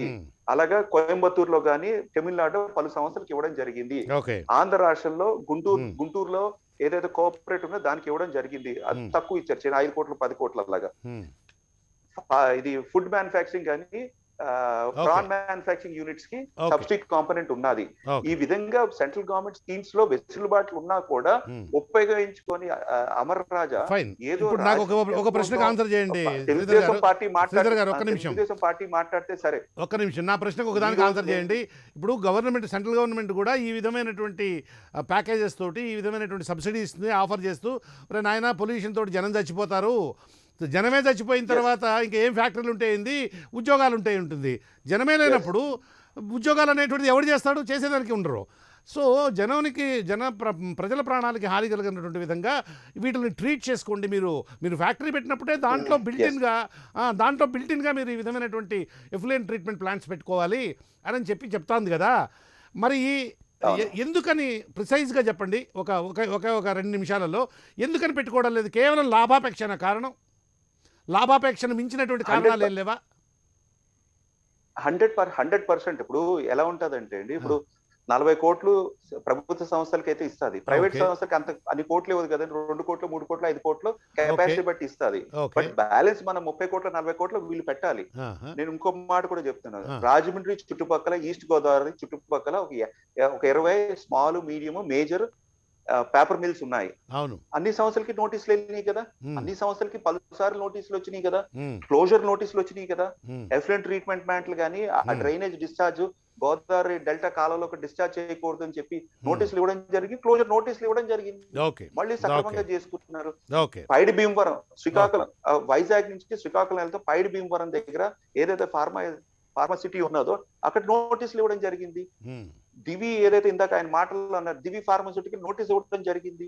ఇప్పుడు ఈ రోజు అమర్ రాజాతో పాటు ఒక 50 సంస్థలకి ఇచ్చాం కదా నోటీసులు, క్లోజర్ నోటీసులు. ఒక సంస్థే అంత రచ్చ చేస్తున్నది ఎందుకు అంటే వెనక తెలుగుదేశం ఉంది, రాజకీయ ఎజెండా ఉన్నది, అంతే తప్పితే ఏమీ లేదు. మిగతా సంస్థలు కూడా చిన్నవో పెద్దవో ఒక సైజు ఉన్న సంస్థలే కదండి. మిగతా 49 సంస్థలు కలిపితే అమర్ రాజా కంటే ఎక్కువ ఎంప్లాయ్మెంట్ క్రియేట్ చేస్తున్నారు కదా. అమర్ రాజా కంటే పెద్ద సంస్థలు కదా 49 కలిపితే.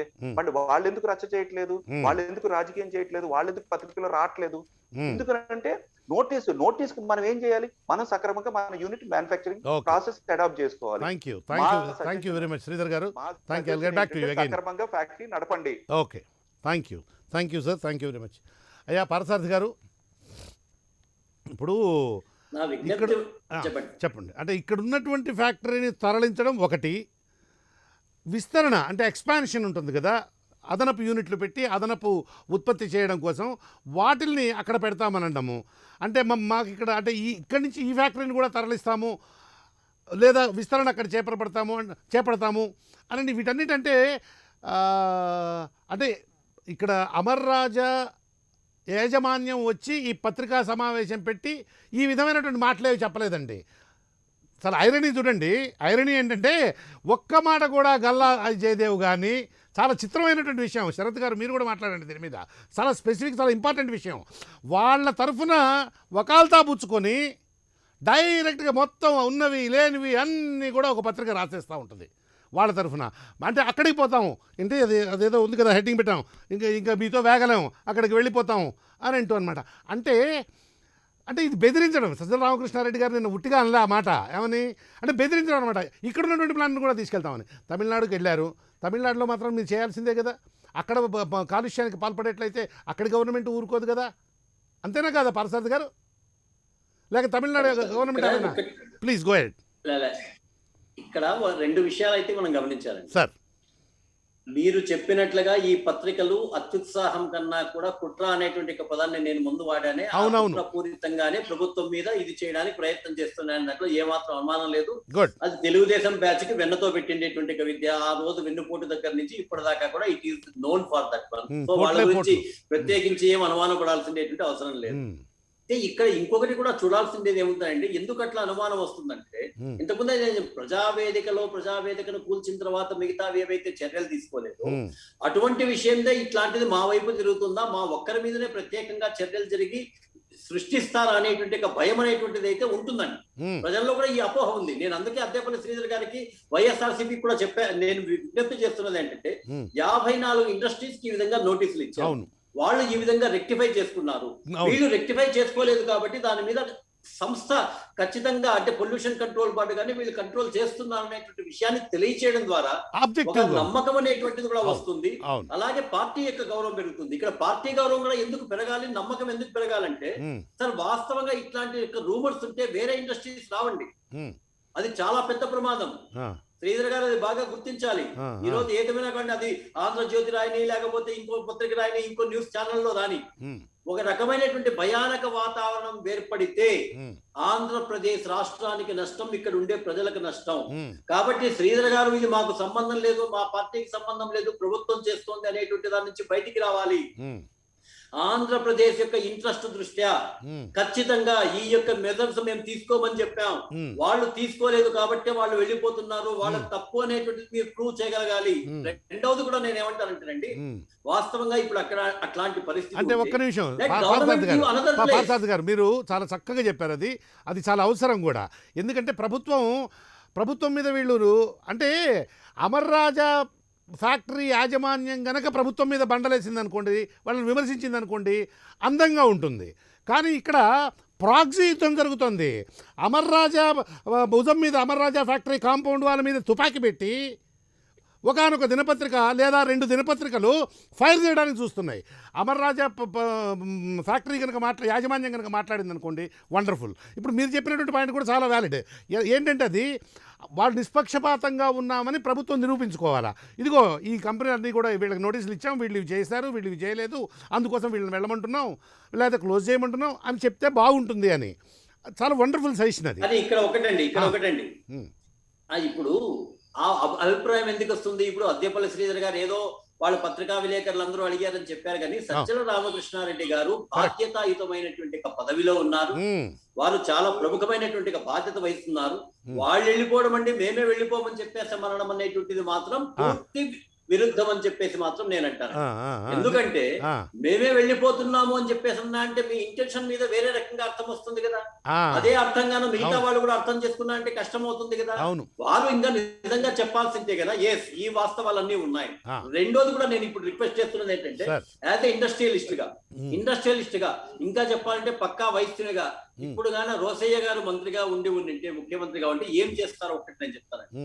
అవసరమైతే వేరొక చోట మొత్తం భూమినంతా కూడా కేటాయించి అవసరమైతే దాని ట్రాన్స్పోర్ట్ కి ఏమన్నా ఒక 100 కోట్లు 200 కోట్లు అయితే ప్రభుత్వమే ఖర్చు పెట్టి ప్రశాంతమైనటువంటి ఎవరికి పొల్యూషన్ లేనటువంటి వాతావరణాన్ని అక్కడ ఉండేటువంటి దగ్గరికి మార్చి లాభం తెచ్చుకోవాలండి.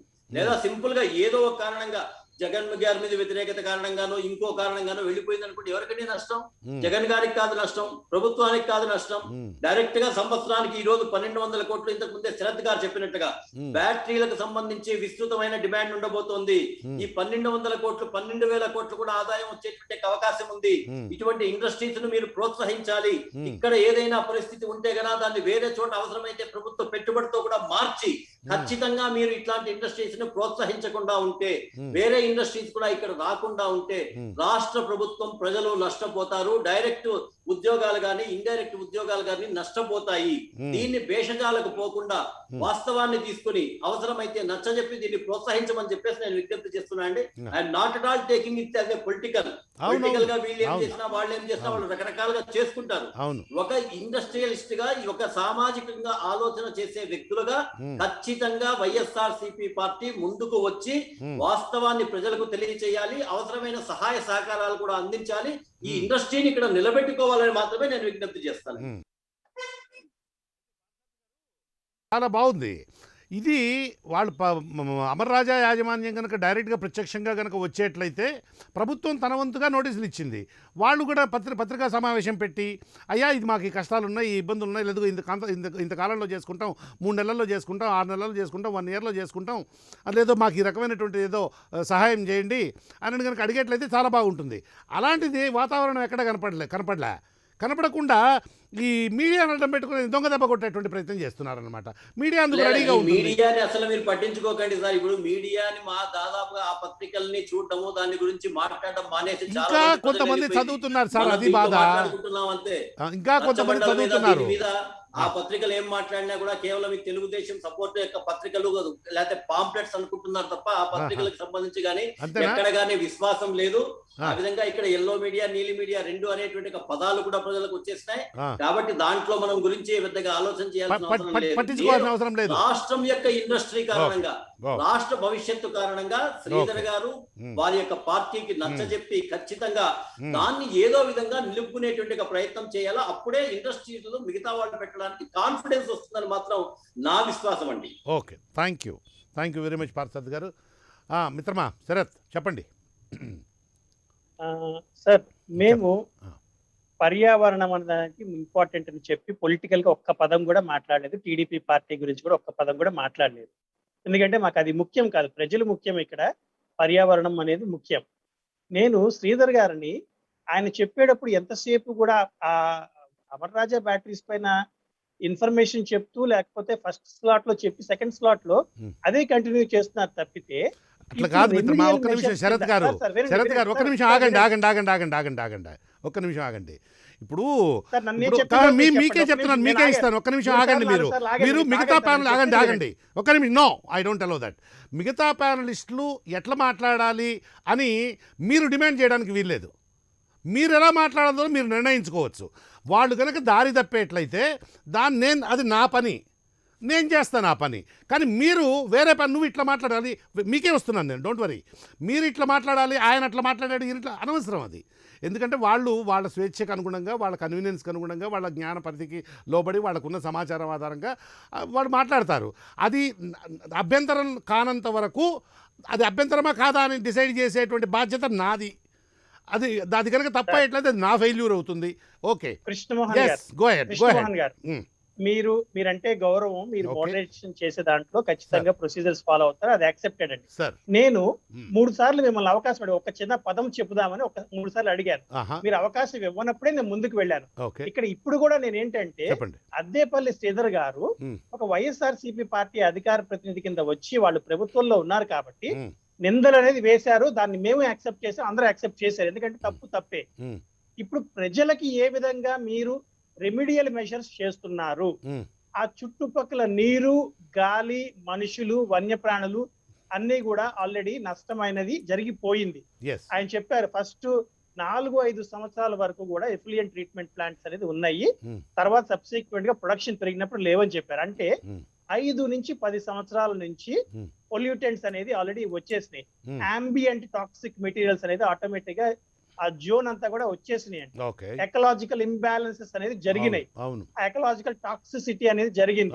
సో దానికి రెమిడియల్ మెజర్స్ కింద ఇప్పుడు కంపెనీ ఉండడమా వెళ్ళిపోవడమా అనేది ఒకటైతే, పార్థసారథి గారు చాలా మంచి పాయింట్ అనేది చెప్పారు.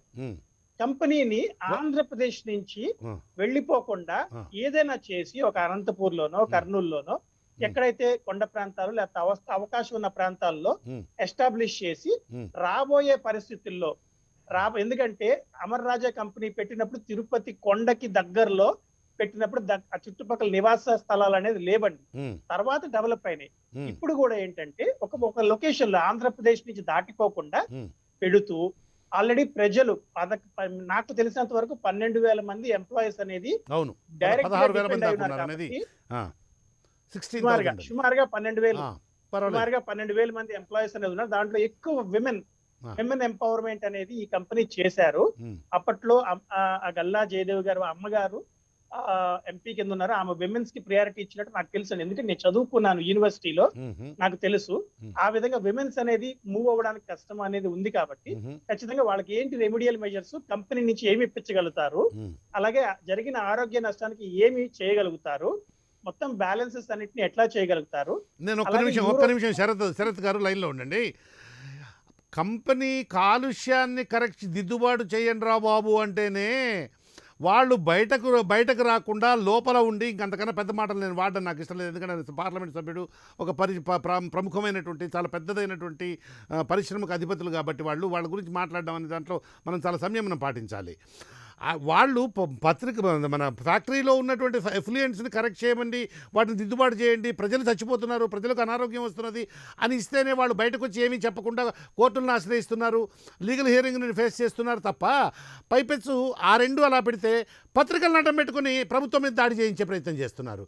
ఇది ఇప్పుడు మీరు చెప్పినటువంటిది చాలా హెల్దీ ప్రపోజిషన్. అది ఎలాగా అసలు ఈ ఫ్యాక్టరీ వల్ల జరిగినటువంటి నష్టాన్ని ఎట్లా భర్తీ చేయాలా, ఆ ప్రజారోగ్యాన్ని ఎట్లా కరెక్ట్ చేయాలా, అక్కడ ఉండేటువంటి నేలని, నీరుని, గాలిని, వాటిని పరిశుద్ధం చేయడం ఎట్లా అనేటువంటి దాని మీద అది చాలా బాత్, అది చాలా దూరం ఉన్నటువంటి విషయం అన్నమాట. దాని గురించి ఆలోచించాల్సిందే. కానీ మొదట్లోనే ఇక్కడ అదేంటి మొట్టమొదటి దశలోనే ఈ విధమైనటువంటి ప్రతికూలత వస్తుంది కదా, ఎలా చెప్పాలి దీన్ని? సార్, ఆ ప్రతికూలత వాళ్ళ దగ్గర నుంచి ఉంది కాబట్టి వాళ్ళ సీఈఓలు కానీ జనరల్ మేనేజర్స్ కానీ వచ్చి చేయలేదు కాబట్టి పొలిటికల్ గా నేను మాట్లాడట్లేదు సార్. ఒకళ్ళు అనేది వాళ్ళకి బ్యాకింగ్ చేస్తున్నారు తప్పితే వాళ్ళు వచ్చి నిజంగా చెప్పకపోవడం అనేది వాళ్ళ తప్పు. సో మనము ప్రభుత్వంలో ఆల్రెడీ ప్రభుత్వం ఉన్నప్పుడు ఇప్పుడు జరిగిన నష్టానికి ప్రజలు చూడాలని మేము జనసేన పార్టీ తరపు నుంచి ఖచ్చితంగా ప్రభుత్వాన్ని డిమాండ్ చేస్తూ వాళ్ళందరికీ హెల్త్ కార్డ్స్ అనేది, అంటే చుట్టుపక్కల ఎవరైతే ఆధార్ కార్డు బేసిస్ ఉన్నాయో వాళ్ళకందరికీ కూడా ఇమీడియట్ గా హెల్త్ కార్డ్ అనేది ఇచ్చి ఒక 5 సంవత్సరాలు లేక 10 సంవత్సరాలు అంటే కంటిన్యూషన్ ఇవ్వమని కూడా మేము అడగకపోవచ్చు. ఎందుకంటే ఇమీడియట్ గా జరిగిన నష్టానికి ఒక 5 సంవత్సరాలు 10 సంవత్సరాలు హెల్త్ కార్డ్ అనేది ఆ చుట్టుపక్కల ఆధార్ బేసిస్ వాళ్ళకి ఇచ్చి ప్రభుత్వం వాళ్ళని ఆదుకోవాలి. అలాగే కంపెనీని తరలిపోకుండా within the state of Andhra Pradesh లోనే ప్రాపర్ రెమిడియల్ మెజర్స్ తో, ఎఫ్లియంట్ ట్రీట్మెంట్స్ తో ఒక థాయిలాండ్ లో, ఒక తైవాన్ లో, చైనాలో, లేకపోతే యూరోపియన్ కంట్రీస్ లో యూరో స్టాండర్డ్స్ ఎట్లా ఫాలో అవుతారో అటువంటి మెజర్స్ తో ఉంటే వంచనివ్వడం అండి. లేకపోతే కనుక తీసేసినా సరే మాకు అభ్యంతరం లేదు. Good, thank you.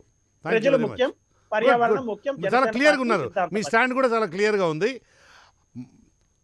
కాలుష్యం బయటకు వెళ్లకుండా దాన్ని అదుపు చేయడానికి సిద్ధంగా ఉంటే ఉండండి, లేదు మేము చెయ్యమంటారా, మీరు ఎటు వెళ్ళినా కూడా మాకేం ప్రాబ్లం లేదు. That is your stand. Thank you very much. Varaprasad గారు, మీరు సార్ ఏం చెప్పదలుచుకున్నారు దీని మీద? ఇంకా మీ దగ్గర ఏమన్నా చెప్పండి. నాకున్నటువంటి అవకాశం ఏమంటే సార్ అధికార ప్రతినిధి కూడా నేను విజ్ఞప్తి చేస్తున్నా, మా కదిరి ప్రాంతంలో దాదాపు ఒక 300 ఎకరాలని మేము ప్రొవైడ్ చేయడానికి సిద్ధంగా ఉన్నాం. అవసరమైతే అంటే ఆల్మోస్ట్ ఆల్ ఒక కొండ ప్రాంతము, దాంట్లో ఎక్కడ కూడా జనావాసం అనేటువంటిది కూడా లేదు. ఏదైనా అవసరం ఉంటే ప్రభుత్వ పరంగా అక్కడ ఉండేటువంటి వాళ్ళని తీసుకుని వచ్చి మార్చడానికి మేము ఓపెన్ ఆఫర్ ఇస్తున్నామండి. ఎందుకంటే నా దృష్టిలో మాత్రం ఈ యొక్క ఇండస్ట్రీని మీకు తెలిసి తెలియకుండా అమర్ రాజా బ్యాటరీస్ కి 3000 ఎకరాలు ఉన్నది ఆ చుట్టుపక్కల.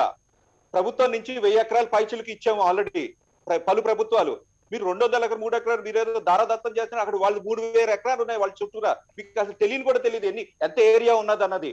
వాళ్ళు చేయవలసింది చేయట్లేదు, వాళ్ళు చేయవలసింది చేయట్లేదు. దీనికి ప్రభుత్వం పార్టీకి సంబంధం. మీరు ఫస్ట్ థింగ్, రోసయ్య గారు ఉంటే ఏం చేసేవారు అనేది, రోసయ్య గారు ఉంటే చుప్ చాప్ సైలెంట్ ఉండేవారు, రోసయ్య గారు ఉంటే ఏమీ చేసేవారు కాదు, అది తెలుసుకోండి.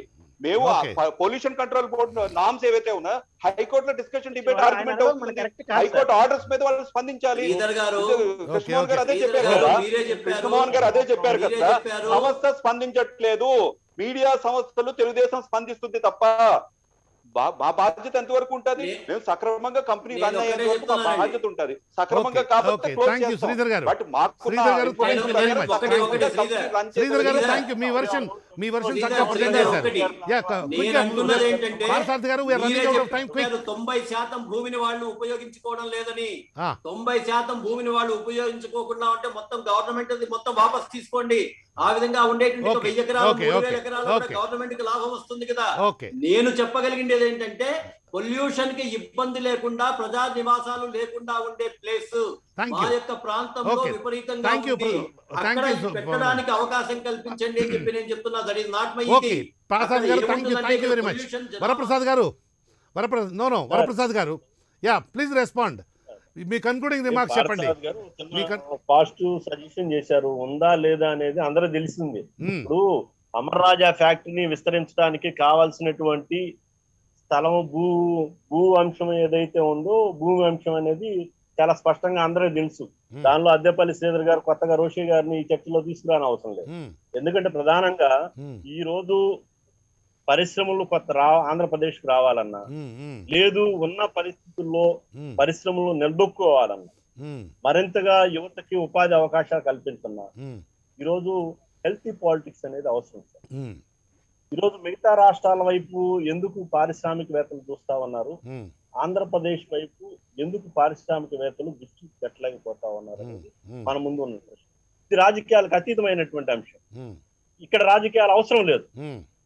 ఇక్కడ పారిశ్రామిక రంగం అభివృద్ధి చెందడం ద్వారా ఈ ప్రాంతం యువతకు ఉపాధి అవకాశాలు వస్తాయి.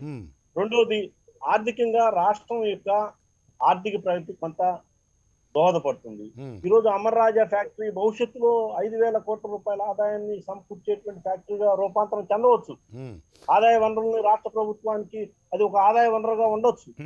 లేదా మరొక ఫ్యాక్టరీ కొత్తగా ఆంధ్రప్రదేశ్ కి ఇన్వెస్ట్ చేసేటువంటి ఫ్యాక్టరీ ద్వారా ఆంధ్ర రాష్ట్ర యొక్క ఆర్థిక అభివృద్ధి మూలాలు అభివృద్ధి చెందడానికి అవకాశం ఉండొచ్చు.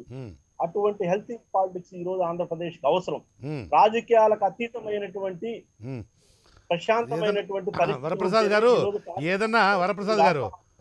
ఏదన్నా ఆచరణ సాధ్యమయ్యేది చెప్పండి. ఈరోజు అమర్ రాజా ఫ్యాక్టరీ విషయంలో ఏదైతే ప్రోటోకాల్స్ ఉన్నాయో ఆ ప్రోటోకాల్స్ ని ప్రాపర్ గా పాటిస్తా ఉన్నారా లేదా అనే అంశం మీద ఇప్పటికైనా అమర్ రాజా ఫ్యాక్టరీకి సంబంధించినటువంటి ప్రతినిధులు స్పందించవలసినటువంటి అవసరం ఉంది. అవును, ఇట్లా ముసుగేసుకుని మీడియా ద్వారా చెప్పించే ప్రయత్నం చేస్తే వాళ్ళు అప్రతిష్ట పాలవుతారు తప్ప వాళ్ళకి, ఎందుకంటే అంతమందికి ఎంప్లాయ్మెంట్ ఇస్తున్నారు, అన్ని వందల వేల కోట్ల రూపాయలు ప్రభుత్వానికి పన్నుల రూపంలో కడుతున్నారు.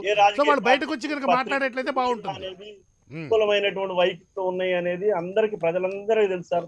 ఆఖరికి 5వ తరగతి పిల్లగాడు కూడా చెప్తారు ఏ పార్టీకి ఏ పేపర్ ఉంది, ఏ పార్టీకి ఏ ఛానల్ ఉంది అనేది స్పష్టం. దాని గురించి మనం ఎప్పుడు ఆలోచించడం చర్చించిన అవసరం లేదు సార్. చర్చించాలి సార్, కాదు చర్చించాలి వరప్రసాద్ గారు, చర్చించాలి. ఎందుకంటే మరీ వికృతమైనటువంటి పోకడలు పోతున్నప్పుడు చర్చించాలి, దాన్ని చర్చించి ప్రజలకు ఆ మర్మం చెప్పాలి ప్రజలకు. ఎందుకంటే వాళ్ళు వాళ్ళ కులస్తులకు మాత్రమే కనుక పత్రిక అమ్ముకున్నారనుకోండి ప్రాబ్లం లేదు, పబ్లిక్గా పెట్టి అమ్ముతున్నారనుకోండి ప్రాబ్లం వస్తుంది అప్పుడు. ఎందుకు ఇప్పుడు ప్రజాశక్తిని ఎవరేమనరు, విశాలాంధ్రను ఎవరేమనరు, ఎందుకంటే అవి పార్టీ పత్రికలు, ప్రాబ్లం లేదు. కానీ మేము పార్టీ పత్రిక కాదు అని ఒక దొంగ ముసుకేసుకొని నువ్వు కుల ప్రయోజనాలు కనుక కాపాడే ప్రయోజనం పనిచేశారనుకోండి అది చికాకు కలిగిస్తుంది జనానికి. అప్పుడు నాలాంటి వాడు ఒక్క వ్యక్తి అయినా దాన్ని బట్టబయలు చేసి నంగా నిలబెట్టే ప్రయత్నం చేస్తాడు. Thank you very much. Thank you very much Varaprasad గారు. అయిపోయింది, మనం we ran out of time. మళ్ళీ ఒకసారి మాట్లాడుకుందాం, ఇదేమీ అయ్యేది కాదు పోయేది కాదు, మళ్ళీ మాట్లాడుకుంటూ ఉండాల్సిందే. Thank you, we ran out of time.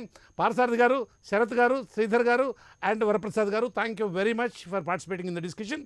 ఇది ఈరోజు స్ట్రైట్ టాక్ చర్చా కార్యక్రమం. చూస్తూనే ఉండండి Prime 9.